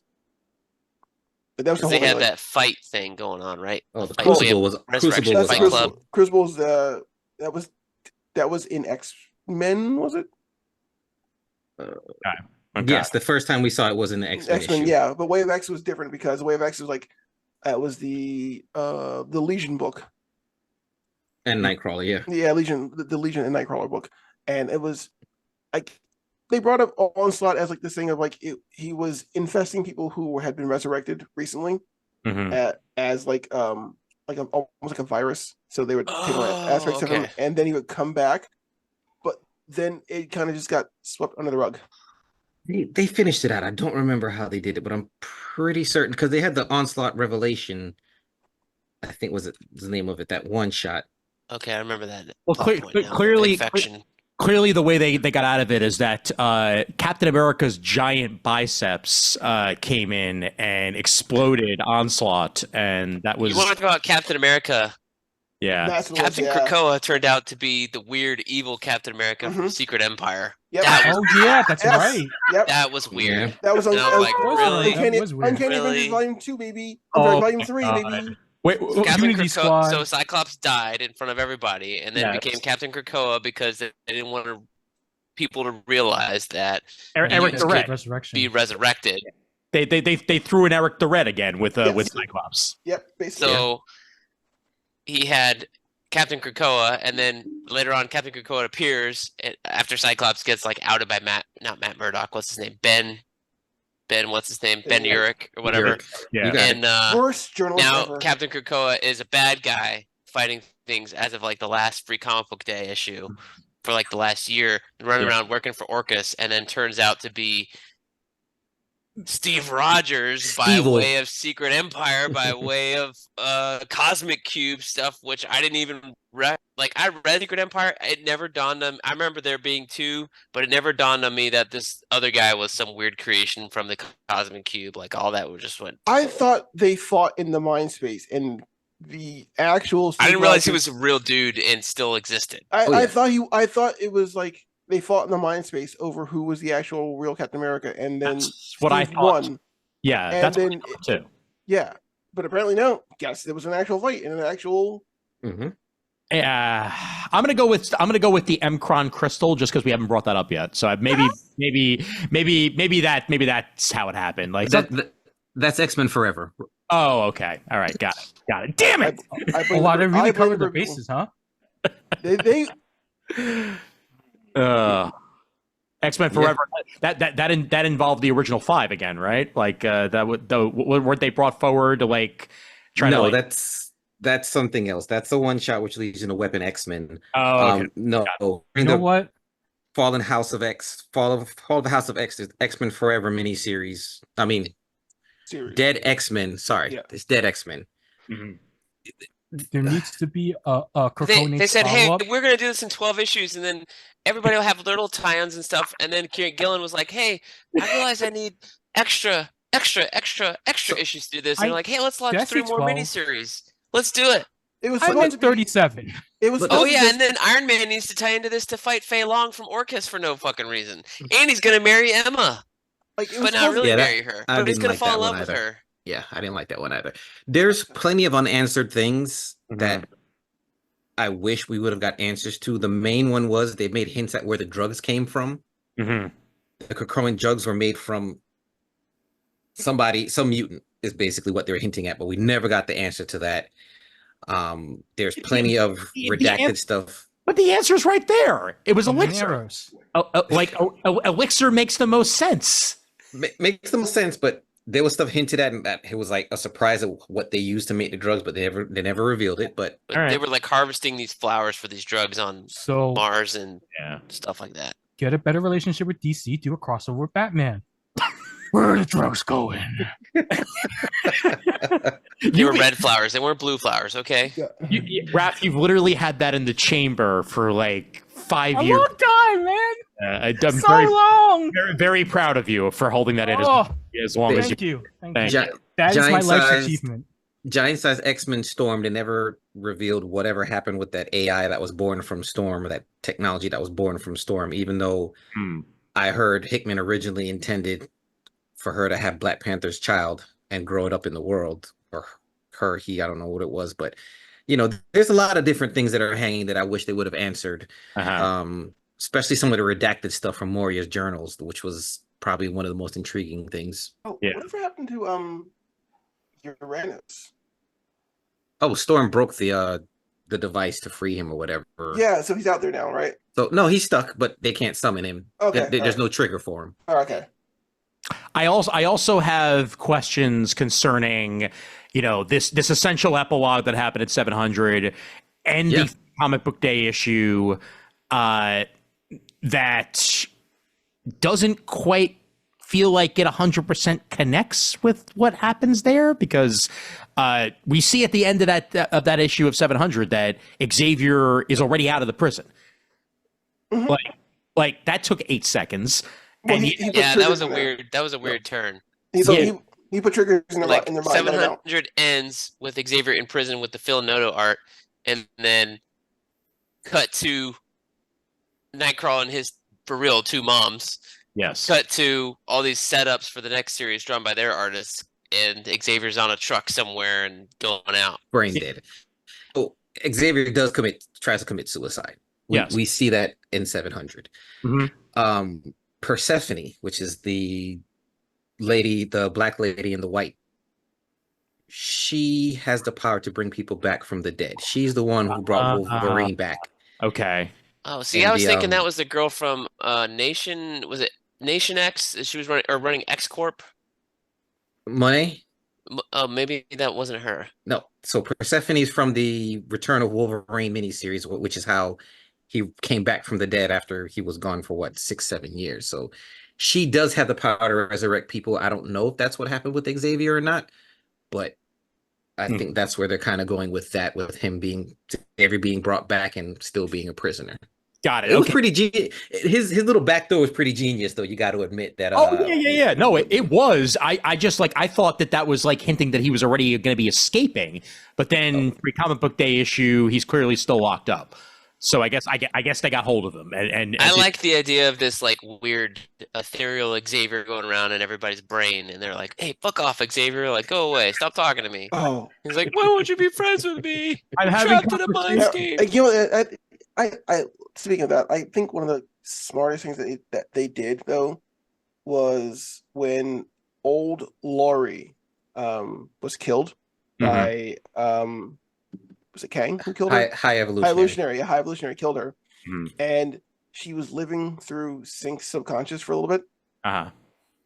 Like I thought, how cool would it be if like as like a telepath you could like just drift from people's like thoughts from conscious to conscious. Well, he was holding her consciousness, which is also an echo of what Jean did during Grant Morrison's run when Xavier's body was dying. She held his mind, so that was a little cool callback they did there as well. And if you want to, I mean, it wasn't a psychic, but Scarlet Witch did the same thing during Busiek's Avengers run with Wonder Man, yeah, with the ionic energy that essentially she imbued and was keeping him quote unquote alive until he figured out how to like Integrate himself. Yeah, reintegrate himself. Thank you. That was the word I was looking for. So, it certainly happened before in comics, but science doesn't matter. So whatever you want it to be, especially with psychics, at least makes somewhat bit of sense that they can imprint themselves on somebody and still live on in one form or another. So that's fine. Onslaught. Sorry. Yes, very much Onslaught. The Infinite issue also was interesting because that's definitely clearly going to be piggybacking into McKay's run because that has a Cyclops subplot taking place in the Arctic and everybody's being drawn to this very specific point in location, which they're going to have to touch on in McKay's run because that's the only thing that makes sense there. But they're clearly setting up some sort of weird ass story involving that. But I do want to touch on the upcoming books, especially with the most of the teams set in stone and who's going to be writing them and who's going to be drawing them.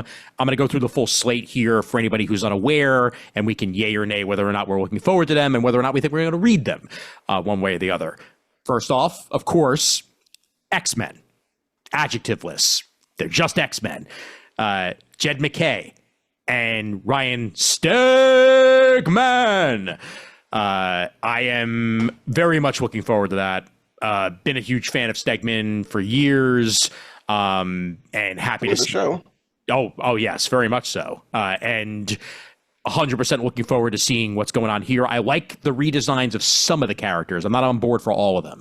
I actually really like Juggernaut's design with the black and the X helmet. I think that actually looks really well for him. Stupid. Psylocke's design also I think is badass. It looks like he ran through all the rep in the government. That's what it looks like. It doesn't matter. He's the Juggernaut, bitch. Yes, he is very much. Hey, your favorite character, Beast, is there. Yes. And it's the good Beast. It's the Beast that doesn't have the baggage, which I don't know. At the end of 700, it looks like he's got black eyes. I think he's got like big. It doesn't look like Shaz. It looks like big, like Spawn, chunky black eyes. Maybe that's the way he looks right now. But Is that a throwback to like his original design when he was gray? Yeah. It is actually. That's that's what I'm hoping the actual throwback is, and that it's not Dark Beast or really, really, really evil Beast, which is just not even dark. He's just super evil. But the rest of the team, Magneto as Professor M. That's his official designation now. I don't know about that. We'll have to see. He's in a wheelchair or hover chair. He is. Yeah. I don't know how we got there, but I guess we'll find. He's not Magneto anymore. He's Max. Yes, he is. So the M stands for Max? Max. There was some weird Mindscape thing. Oh no, I'm confusing now. His name is Max Eisenhart now. What happened with Magneto was been- what they did in X-Men '97. I was like, there's some weird thing in their bar and it's flooding, and I'm No. like, no, that's the cartoon you just watched. That's X-Men 97. Yeah. He's been Max since before The night- Krakoa. Magneto Testament. Was it Greg Pak? Mhm. I think. Yeah. That was Pack. Very, very, very good book, by the way. And they established that, finally, Eric, finally, Magnus, Max, like make up your name, make up a decision, dude. It's kind of different personas that he's even developed for himself over the years. And as Xavier says in 700, I knew you as Eric. You're finally feeling like Max, where he's at peace with himself a little bit. And that's the Magneto that we're going to be getting. So we'll see how long that lasts and whether or not somebody else decides to change their mind on it. Psylocke, Kid Omega, Temper, who used to be Oya, Yes, finally. Yep, and Juggernaut in Alaska. Kid Omega is weird because he was just like a floating head the last time we saw him in a jar. That was being used in was it Wolverine? X-Force. By Sabretooth? Yeah. That was Wolverine. Okay. Sabretooth wore. Sabretooth like cut his head off and stuck him in a jar and then used him. Rasputin. So remember, everybody's been resurrected at the end of Fall of yeah, that's Rise true. of the Powers of 10. Yeah. One thing about the designs of all these that I'm not exactly 100% a fan on is Cyclops's. I understand that it's evoking the 90s design, but the way Stegman's drawing him here, he looks a little bit too young. But maybe that's just the initial cover image, and in the comic itself, he'll look less that way. Oh no, I think that looks pretty peak right there. Actually, I think that is such a sharp design. All right. I want him to do this when he talks to people. I want him to press on his X Button. on his belt this time. Yeah. I don't just do the thing. Do that thing that he wore. Give him the 90s, forecast. so, yeah. Uncanny X-Men is stacked. Gail Simone, David Marquez. Like, that is wow. Oh, the ad is wrong in the damn issue. It says X-Men writers Jed McKay and Gail Simone, artist Javier Garron. That's the credits for the previous couple pages. Oh, is it? That's the credits. So confusing. That's the last couple of pages exactly. Yeah. And you cut to an ad. I'm so confused. Gambit, Rogue, Wolverine, Jubilee, Nightcrawler. Nice, simple, small team to get started with. Yes, 100%. Also, Jubilee had one of the best standout books in Krakoa era with Executioners. Ooh. Yeah, God, I had never read a book so much that I laughed my ass off the entire time. Oh, that book is raunchy, but that book is so raunchy, but it's so good though. Yes. So, who wrote that? That was written by was it Leah Williams who wrote that?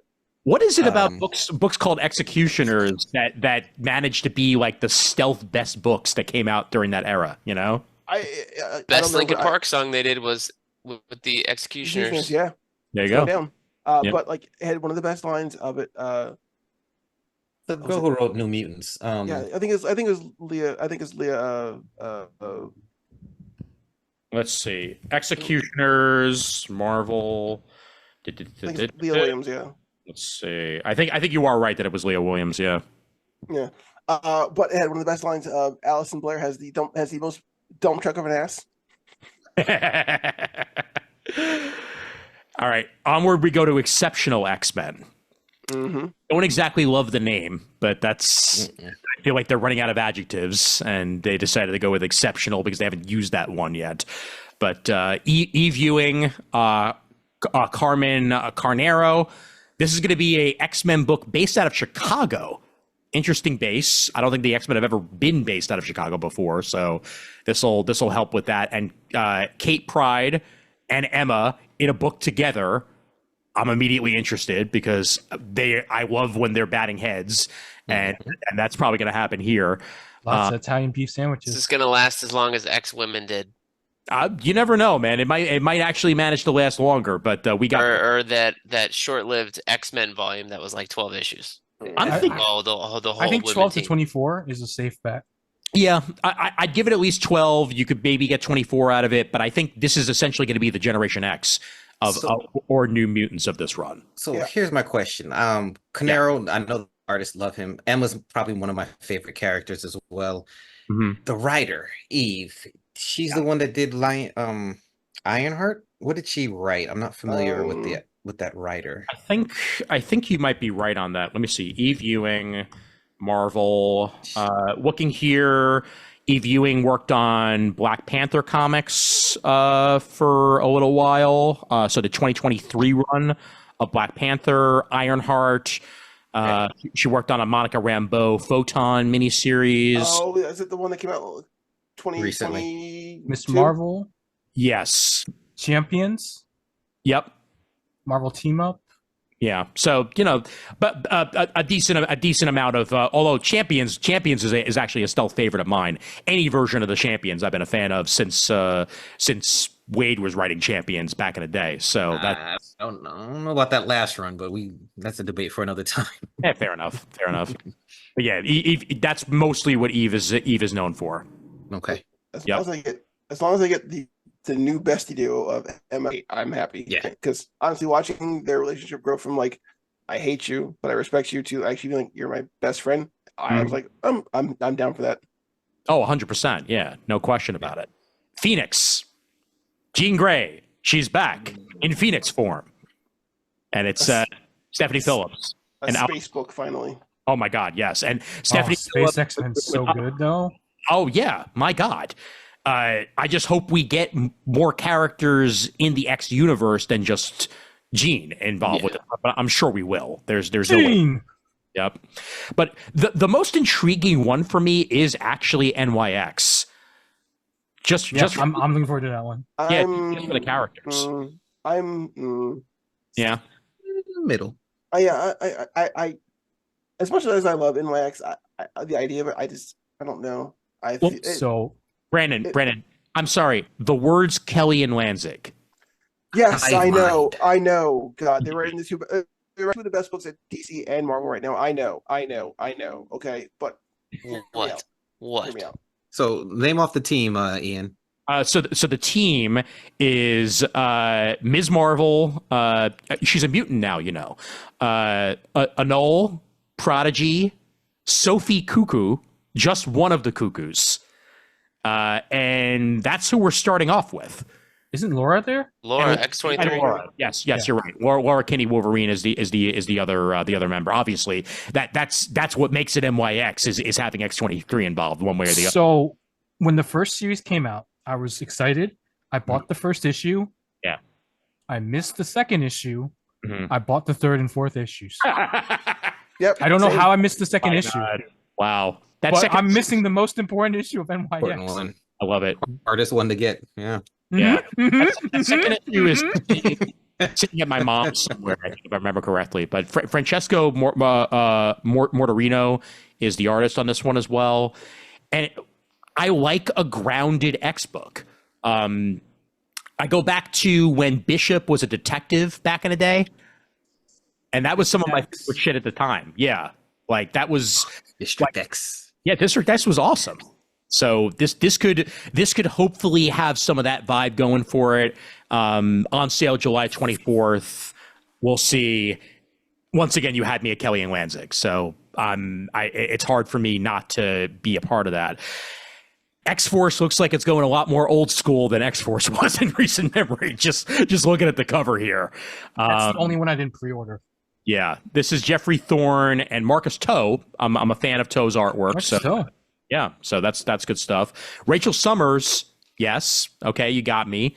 Betsy Braddock, Sage, Surge, and newcomer Tank, all specifically chosen to play a part in Forge's plan to fix the world. And Deadpool will be along for the ride in one form or another as well. In passing, from the looks of it, but kind of looks like on the cover, very large. Oh, I know. Kind of looks like a cross between X-Force and Extreme X-Men, to be honest with you. Extreme X-Men. I will say I do like how they're bringing back some of like these Academy X characters now. Yes. Yes, definitely. Yeah, because a bunch of them have been sidelined for way too freaking long. So I agree with that. Like, yeah, I think there's one Academy X book. A character in every book so far. So Surge, Prodigy, Temper, the Academy X character also. So yeah. Yeah, well, at this point, they're not the newcomers anymore, because like they've been around for 20 years now. So I'll pick it off the shelf. I don't know if I want to. I've already pre-ordered so many. X Factor for me is my winner, but Corwin. I mean, are you interested in X Force at all, or? I like the team. Thorne is gonna have to prove himself to me because I did not like a Green Lantern run. Okay, fair enough. So, Mark Russell, Bob Quinn, X Factor. Yes. Yes. Yes. I do like Mark Russell. Yes. Mark Russell has not done wrong for me yet. This is an X Factor team of Angel, Havoc, Pyro, Frenzy, and Feral. Yes. Completely interested in what the hell's going to happen here. Brandon, and other Wolfsbane. I know, it's supposed to be his Wolfsbane, guys. Look, she's on the cover. I'm other looking for that one. cover. Okay, Pearl, don't yes. see it.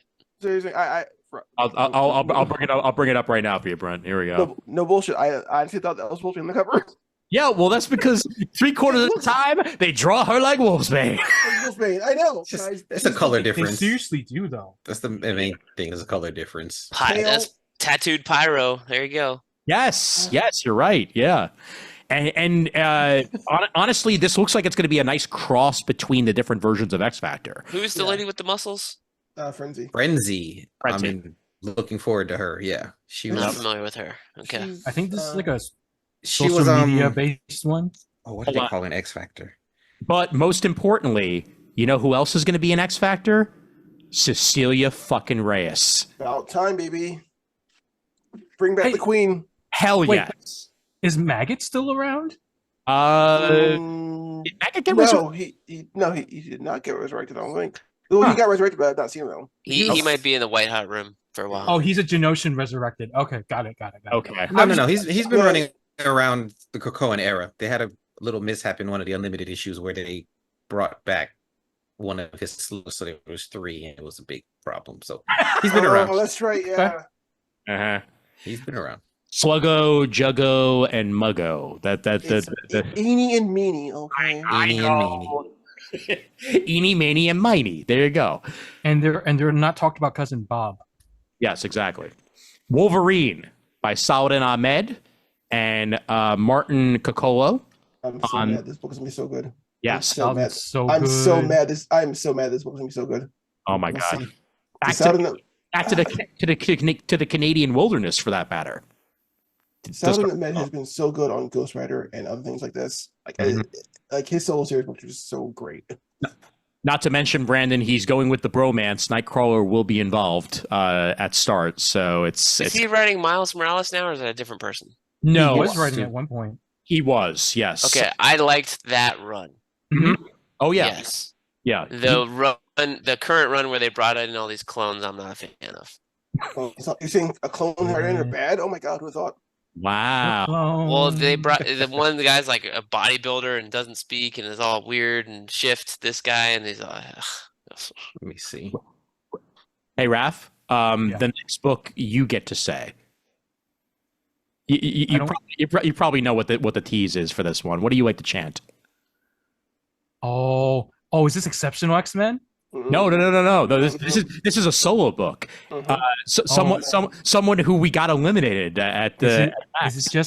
Is it the beautiful, wonderful '80s character Dazzler? Yes. Dazzler. Yes. I bet this was put together in the last 2 months purely on all the Wolverine and the X-Men Taylor Swift debacle, and the fact that Dazzler #1 has been like a red hot book on all these fucking charts for no goddamn reason. Taylor Swift might be Dazzler. Yeah, she's not though. She's not. What if she's Lady Deadpool? I know that. What if she's not in it at all? I mean, she's probably not. My Dazzler #1 jumped up $30 for no reason. I'm like, why, guys? Why? Yeah, but at the same time, I don't care. Dazzler has a book. That's Dazzler. Dazzler. Yeah, this is gonna be. Is it confirmed to be a miniseries, Corwin, or do you just think it's going to turn out to be a miniseries? No, I think it's confirmed. I think it's 5 issues. I believe. I could be wrong, but I'm pretty certain it's a mini. There's no way this goes on for like a long running series. Unfortunately, I'm sorry. Oh well. Well, if they bring in the Exterminators, it has a better chance. Although it does have Strong Guy in it though. Mm-hmm. Or they could have Dazzler jump around dimensions, Exile style again, and meet up with Gay Wolverine one more time. So that would be nice. Let's go old school reality jumping one more time with Dazzler. Make it happen. Yeah. Wait. Did you guys see the Deadpool team up? What? They brought Liefeld in to write Android. Oh yeah. I saw that. Yes. This is the first time I'm seeing. I wasn't paying attention to previews. I was Yeah. skimming, and now I'm actually seeing the solicit. So Yes, I saw that. It's again. Thank God it's a miniseries, and it's supposedly going to be the last time Liefeld works on Deadpool until he needs more money. So that's How many Kiss farewell tours have we had? how many Rolling Stones reunion tours have we had? Yeah, no, exactly. Jason Liu, Raphael Loreno on the. hey, look, it's a Liefeld foot. I can't. Greatest joke in that fucking trailer. Hold on. This book right here has to be said. It is the last of the From the Ashes books. It's about an Avenger you may have heard of. Her name is Storm. Who? Yes, Storm. You know, the Weather Witch. Oh, that's right. Yeah. Mrs. Black Panther. Yeah. Yes, exactly. That's what she loves to be known as. That's the only thing she's known as. Yeah, exactly. Well, yeah. She's never held like Miona or anything like that. No. First off, Storm is an Avenger. Yes, that makes perfect sense, and I hope that works well in the McKay Avenger series. So definitely. But Maria Iodele, I hope I pronounced that right, and Lucas Wernick are on the writing and art chores for this one. And this is going to be a new solo title for Storm. This one supposedly is ongoing. So whether or not it goes past 12, we'll see. But it's about damn time, quite frankly. Storm deserves it. In a lot of ways, X-Men Red was her ongoing solo title, even though it was just called X-Men Red. So now we get the further adventures of Storm as she tries to be that beacon of hope for the mutant kind. So I hope they stay on Racco, on Mars, because they didn't wrap anything up with that. It's still out there in my mind. That's the right? era of Apocalypse. Yeah, that's Apocalypse stuff. So, it just hit me. Jed McKay, I don't know why I thought he was leaving Avengers. So, dude is writing X-Men, Avengers, Doctor Strange, Moon Knight. Well, Moon Knight's done though. Moon Knight is actually done now. I think they did like the Vengeance of Moon Knight for 5 issues to say it's the Shroud, and then Blood Hunt happened, and it's done for a while. It's coming back as phases of Moon Knight. But it's like an anthology. It's an anthology. Yeah, dude's been writing a lot of books. Yeah, he is. Yep. He's been on Adventures for how long now? Like 15... about 15 issues? A year and a half. Yeah, they're roughly. I thought he had another Adventures run also though. No. I'm thinking of Jason Aaron. I'm thinking of Jason Aaron, right? He also and McKay also did some of the Infinite books. That's right. Yeah. So yeah, I mean, yeah, I haven't seen anything about him leaving Avengers. I wouldn't be surprised if he does, quite frankly, because it looks like X-Men's going to be a long-time gig for him. So yeah, he's going to have to focus. But that's a huge responsibility, man. Writing the too big, you have to. I mean, like, how long can you keep that up? Yeah, it's a lot. I mean, Avengers not been that great, so so maybe it's time to wind down. I really enjoyed that first arc with the the Forgotten City. That was my jam. I haven't read past that yet, but I enjoyed that. I don't know if I'll like what's next, but it worked for me. I'd say about 3/4 of these books I am looking forward to reading, and I think that they have a lot to live up to here. Yes, they do. Yeah, it's and you said it before, Corwin. This is as much editorial mandate as anything else. That Brevoort is the new editor in chief of the X-Men line, essentially. So he's the one who decided. I mean, it was going to happen eventually. The Krakoa era was going to have to end, but he decided he wanted to try and ground the X-Men again and make them a little bit more superhero-y, and that's kind of what we're getting here. But I hope that it continues to be exciting books more than anything else. That's really all we need. I think the problem I'm going to run into, I think, is that House and Powers of X just came out of nowhere. Honestly, sure, they canceled all the X books, but they never really made a big hype of it. No, is that I don't recall the expansion being in the middle of Central Park was fucking dumb. So I'm glad they did that. Yeah, well, I mean, meta wise, they didn't really make a big hype of like the actual series coming out. And I feel like if you're putting this much precedence on not precedence, this much pretense on the book. Like you got to deliver something really good. Like I know Gail was going to give us something that's going to be fresh and new. Gail's been itching to write X-Men since like the mid 2000s. What has she been writing the last 10 years though? Red Sonja. She's gonna be rusty. No, she's writing Red Sonja.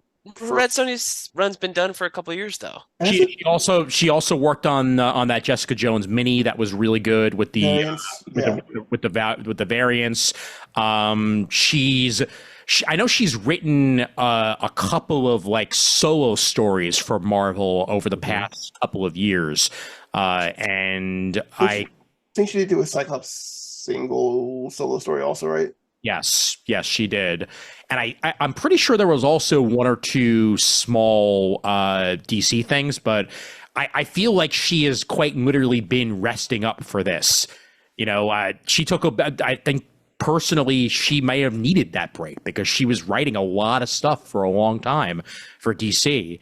And sometimes I've found that writers come out stronger out of the gate after being gone for a few years than anything else. You know, Mark Waid was mostly doing his own stuff until he went back to DC. He's leading up Boom for a long time too. Well, yes, but still, he really wasn't writing a lot for a while there when he was leading Boom. You know, he was mostly working on that, and now he came back bigger and stronger than ever on the World's Finest is so good, so damn good. The Shazam book's good too. Right. That was all because the DiDio left, right? I know he had beef with somebody at DC, so now that person is gone, I don't think the correct term is somebody. I think it was somebody's Corwin. There were a lot of people at DC that didn't get along with DiDio. There were plenty that did. Yes, Jay DiDio. That's exactly who it is. And you know, Jay Baruchel, yes. But as is the case also with change in leadership, as you're also now seeing at Marvel with Brevoort in charge of X-Men, is that sometimes that just breeds new people that they're either already familiar with or new people that they're willing to give a shot, take a look, and change occurs. Yeah. So that's it. Yep. Well, this was a lot to take in. I think we covered a lot. The only real person we haven't really touched on that I really want to just address real quick. Mystique. Yes. The two then. Mystique and Destiny and Scott. We barely talked about Scott Summers and the changes he's gone through. Relationship wise, character wise. I mean, yeah, we know the whole Captain Krakoa shit went down, but like he was kind of like a figureheadless figurehead for a while on Krakoa. Like he was a pawn in the games of Xavier for quite some time there. I think sorry, go ahead. He took a back seat. Yeah, like I think the strength of Cyclops is that you don't always need him to be the leader to know that he's the leader, right? And like you saw that a lot. Like he was in X-Men, he was leading the X-Men, or in Ten of Swords, he was the figurehead there. Also, he's the one who's leading the charge to go into Otherworld. Fall of X, he's the one he's like their messiah figure for the who's their martyr. Like Scott got his due. He wasn't as ostentatious as it normally is for next book, but like he was still there. He's in 90% of the books still. Oh yeah, definitely. He just didn't have that lead role that he did post AVX. Yeah, which I thought was his best run ever. Oh yeah, definitely. Yeah. Yes, like when he takes command of the X-Men and just tells Xavier to sit down. But also when Bendis's run, he very much kind of almost becomes Magneto in a lot of ways. Like he is the opposition force that is a strength, but also a deterrent to the continued existence of the mutants, because it was very much all about him at times. So maybe a good thing that he was kind of had a little bit of a reset there, and also was sort of just, in the background, but at the same time in the front. Corwin, you got any thoughts on Sykes' existence the last couple of years? I definitely love the Captain Commander while he was in place. It's actually funny. I just looked it up. Like we didn't actually have an actual official X-Men team till 2001. So they almost went almost 2 to 3 years without an official X-Men team. That's true. But I mean, I was a fan of Cyclops revolutionary phase. It made sense to me. I think Krakoa kind of built a little bit on top of that. But I mean, even he says it in there. He is the X-Men. Mm-hmm. Yeah, that's true. That's true. And you know, he's been the head. He's through every iteration of the X-Men in one form or another. He's been there.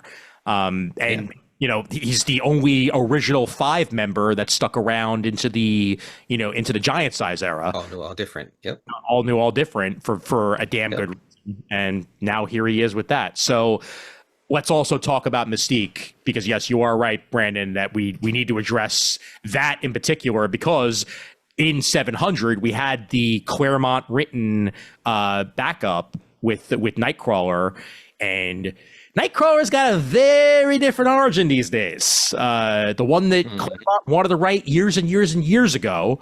Hey, Chuck Austin, get fucked. Yes. Chuck Austin. Sorry, what? What? Huh? Chuck Austin's name. That will be the last time that will be mentioned on this podcast for a significant amount of time. Thank you very much. But God, I'm so happy about it. So happy about it, though. Yeah, Mystique is Nightcrawler's daddy. Because it makes sense. Yes, Mystique can become a whole ass person. Why can't she just replicate their DNA? It's comics. Got over it. It's comics. It doesn't have to make perfect sense. But at the same time, it's something that, again, quite literally, Chris Claremont wanted to do back in the 70s. And he was told he was not able to. And there we go. That's why Destiny and Mystique were the best of friends. You know, just impossibly good friends. Just like so close. Just like Rachel Summers and Kitty Pryde, the best of friends. They're gal pals, guys. It's fine. Exactly. Really good friends and roommates. They kiss a lot, but they're just friends, though. It is. Yeah. Ignore the noises coming from their apartment.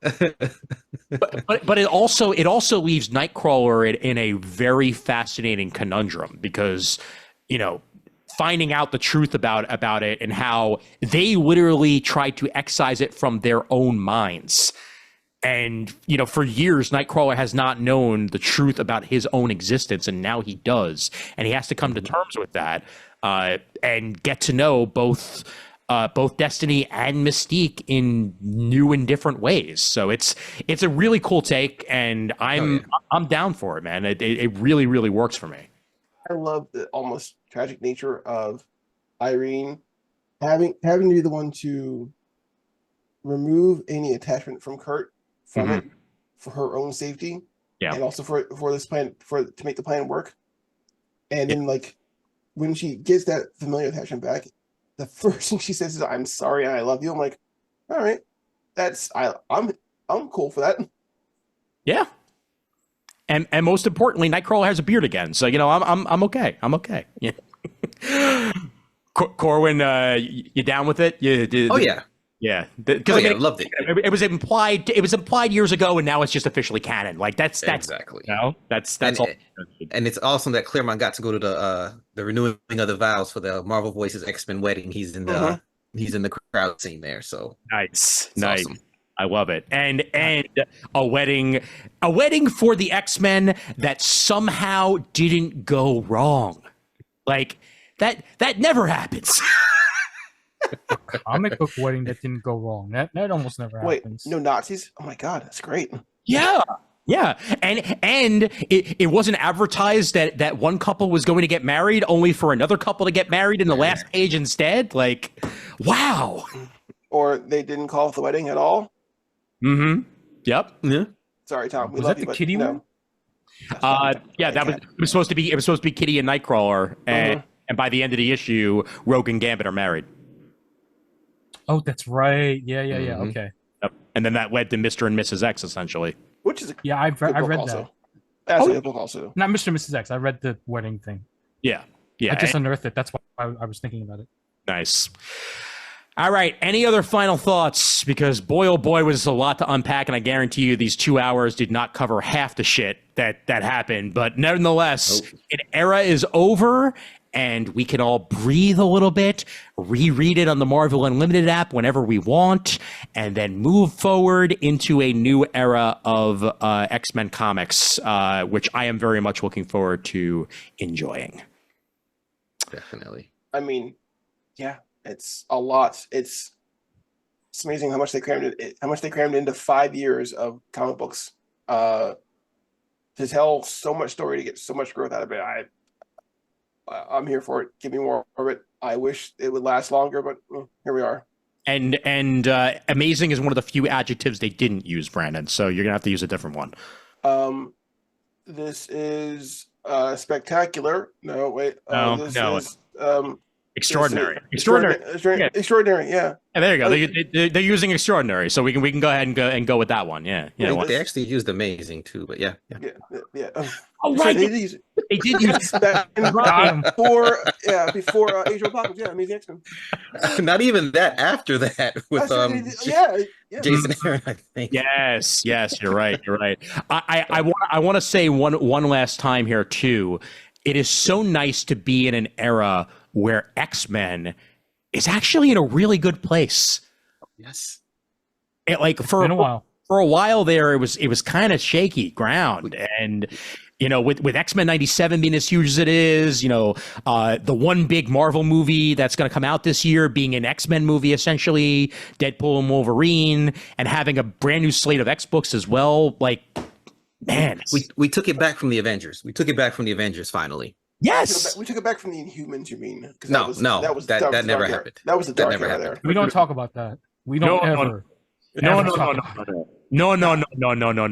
Kemi Matumbo says no. Even if Captain Pike came back to be Black Bolt for a little bit, we don't acknowledge that. No. Hey, look, guys, we got Kamala back. All right, that's all that matters. We got Kamala's mutant. Okay. Yes, that's true. And look, I mean, the Fantastic Four also exist, and I'm sure they're going to have their time once they finally come out with that damn movie. So yeah. All it took was Kevin Feige to say, "Hey, can you kill her and bring her back?" And okay, sure. Real quick, just because we're at the end and this won't take long. Mm-hmm. What is Cable again? Get out! No. That is a 4-hour podcast, and we are not a 40-hour podcast. And we had 2 Cables in this era. Yes, we did. Do you mean Cable, or do you mean Strife, or do you mean Cable? Baby Cable? And Cable? Strife? We had young Cable, we had Nate Cable, we had old Cable, we had satellite dish. We had DirecTV. We had pirate Cable. Yeah, it's pirate. But was he ever on the pirate ship with Kitty? No. Oh, okay. No, he was not. All right. Opportunity. Darn, son of a bitch. He was with Rachel a lot though. Okay. He was a fallen angel. Yes. God, Fallen Angels. Oh, I forgot about that book. Oh yeah. Good times. All right. This is a good time to end it. Corwin, thank you so much for coming on, man. I really appreciate it. It was short notice, and you knocked it out of the park, man. Your knowledge is extraordinary, exceptional, amazing, other adjectives. Thank you so much. Extreme! Yeah, we would not have gotten through the Dominion bullshit if you hadn't been here. No. Well, thank you for inviting me. You guys know I've mapped the X-Men from giant size till I'm almost on the Krakoan era because I'm still binding. I've got 113 volumes of X-Men bound. Oh my God. Yeah, I've got them all in my order reading. So, and I'll be posting a map soon. I'll shoot you guys an email when I finish the maps for the Krakoan era. But I have it all in nice reading order. We just got to finalize it. Hell yeah. And let everybody know where they can find you on the internet. Couple podcasts, Mightiest Of course, we have EMP, which is all about the Avengers. And then we have EMX, which is all about the X-Men. So 2 different podcasts. Merc with the podcast. We're starting to come back now that there's actually some Deadpool books. Liefeld stuff doesn't count. We don't cover that. We're You don't cover the creator? No. That's just, no. Well, either way, Nisi has a good. Yes. By himself bad. That's the way it goes. Exactly. And of course, on Twitter, EMPcast, or X, or whatever you guys want to call it. chat there, and then we do have a Discord. Just earthsmightiestpodcast.com. You can find a link to the Discord server where we kind of hang out and chat a little bit. All right, fantastic. And of course, where can we find the rest of ye? Brandon, go ahead. You can find me on social media at the Dabadon, TheDabbadon. I am doing anime in New Jersey prospectively this year, I think. Ooh. Pending approval of our topic. It's going to be the same topic we did at Con. It's going to be me and my other former co-host, Ados Baron. We're going to be talking about Super Sentai and Spider-Man and all things in between that way also. Which New Jersey anime convention is that? I think it's Anime New Jersey. Anime New Jersey. Okay. All right. Because if it is the convention that Anime NJ plus plus. Mm-hmm. Okay. Yeah. I'm very familiar with with some of the people behind that. So good times. I'll be having beer with them next week. So yay.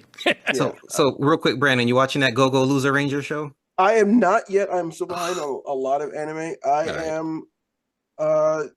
have trying to catch up through most of the new era of Super Sentai though.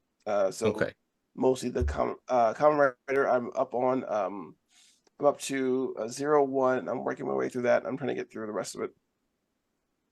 Nice. Raph. I'm everywhere at Raph Does Stuff. RAPH does stuff. If you don't know how to spell that, you might have some problems. DOSC, right? Yeah. Yes, that's it. Doze. Yes, exactly. Doze. Yeah, Instagram, Twitter, TikTok. I do TikToks every now and then. Nice. And I sometimes stream, even though I don't really feel like doing it lately because I'm out of content. Although I was doing my Raph run at one point, which is where I try to beat every single game from the Ninja Turtle Cowabunga collection only as Raph. I've already passed on the first 2 NES games because they're too fucking hard. Yeah, Water level, the goddamn water level. Oh my god! Yes. I forgot how bad they were until I played on stream. I'm like, fuck this. So I may continue that. I may also play Midnight Suns on stream because I have it and I think it's not terrible. So I'm gonna play it on stream. Nice. But yeah, that's twitch.tv/wrapped-up-stuff, Facebook, Twitter, Instagram, TikTok, whatever other social media there is. Excellent. And Mr. Casita. Big Case Bullets on YouTube. There you go. There's Yeah. Fat Brent. Needs a new intro video. Woo! Man, that's some old YouTube shit. I think your latest is the room tour, right? No. As of today, we did a Red Asbat unboxing. Oh, that's right. No, I saw that. That was on my watch. That's on my watch later, actually. And I got a Nightwing Compendium overview. Blue Beetle, we're going through Blue Beetle slowly. Ultimate Spider-Man, we're going through. I got 2 more volumes of BPRD to read before we're done with that. So, going through some cool stuff. Yeah. So when you sort by group, Uncanny Avengers should be under Avengers, not under. I don't you. have I'm any just throwing it out. trades. I don't have any trades. Okay, Raph's picking on me because my room tour, I go through all the books here very kind of quickly. And I said it's alphabetical by title, and it's not. It's alphabetical, not, which is okay. Alphabetical by character. Okay. Basically by timeline. Like my Batman section is like, here's where I think Batman starts and ends. Yeah. And then here's some Elseworld shit at the end. And then it's so hard. By the way, honestly. there's some random things. If you haven't read them in a while, you forget the order of things, and it's so annoying. And to that point, Raph gets mad because I have a bunch of Batman books mixed up in here that aren't alphabetical, but I have Avengers up here, and then New Avengers is down here in the end section where it belongs. Come on, man! It's not a character. It's a totally different book. A totally different era of Avengers. Oh my god! But Bendis Avengers and New Avengers should be together. But Bendis Avengers is up there in A Avengers, and then Mighty Avengers is down there in M Mighty Avengers. Right. Next to N that's New consistent. Avengers. That's consistent. I want to point out Mighty Avengers and New Avengers. Okay, Avengers. My brain hurts. My brain hurts, and it's your fault. And I want to thank you for that. Listen, Brent, learn the Dewey Decimal System. Okay, because 16 years of organizing comics. It would be all under Avengers, alphabetical order that way. All right. Anyway, hold on, Brent. Yeah. You said you unboxed the Red Azrael. Do you need any more copies of Sword of Azrael #1? I have a a 9.6 CGC on the middle of my shelf up there above the TV. So I no, think I can probably get you a 9.8. I was looking for them You for can get 9.8. I me a didn't want to spend that 9.8. much money. I can probably get one for cheap because I have like 5 of them back in my store. If you want to slip me one, that wouldn't be. I'll take. I do love Azrael. Hey, Brandon, you got any cheap Young Justice shit? I'm just saying, man. You know that if you have any extras, that you're not stealing for yourself. I'm just saying. First off, I buy my books. Thank you very much for my store.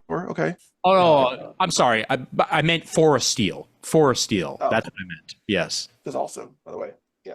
Yes. 9.6. What if first appearance of Spider-Girl? Raph, it wasn't Brandon. It wasn't about the grade. It was about having the book.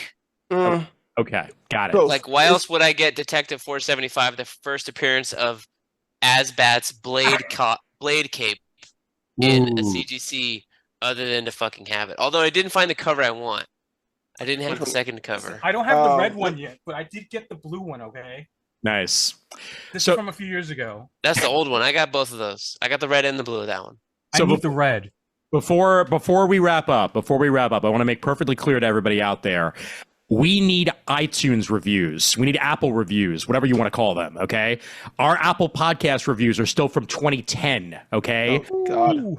We need new ones on there in order for new listeners to actually go ahead and find us. So please do me a favor. If you're hearing these words right now and you have an Apple account, go to the Comic Timing Apple podcast page, give us a review. It's really appreciated.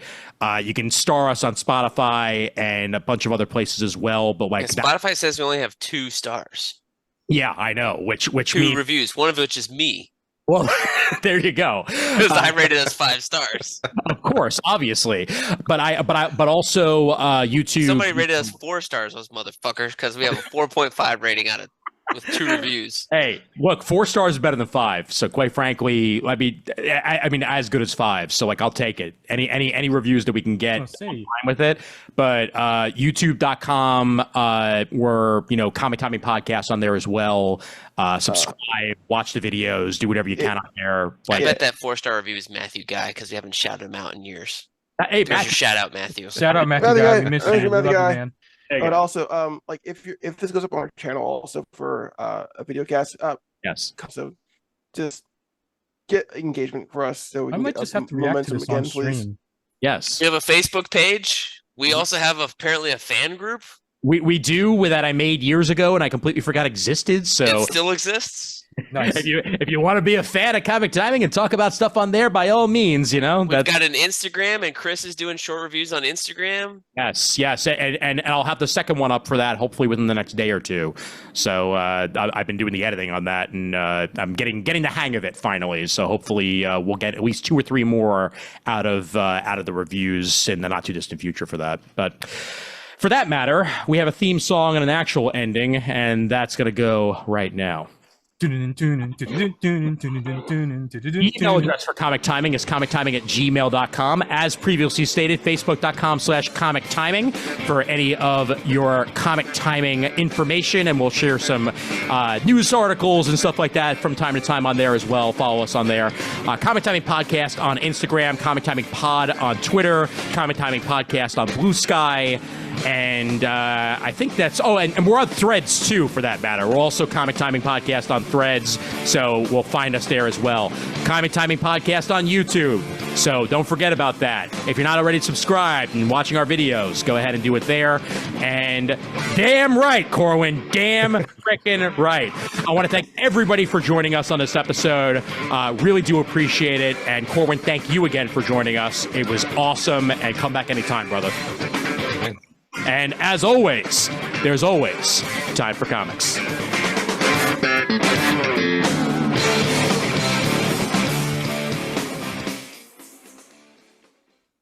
You memorize that new spiel, bro. I do not consent.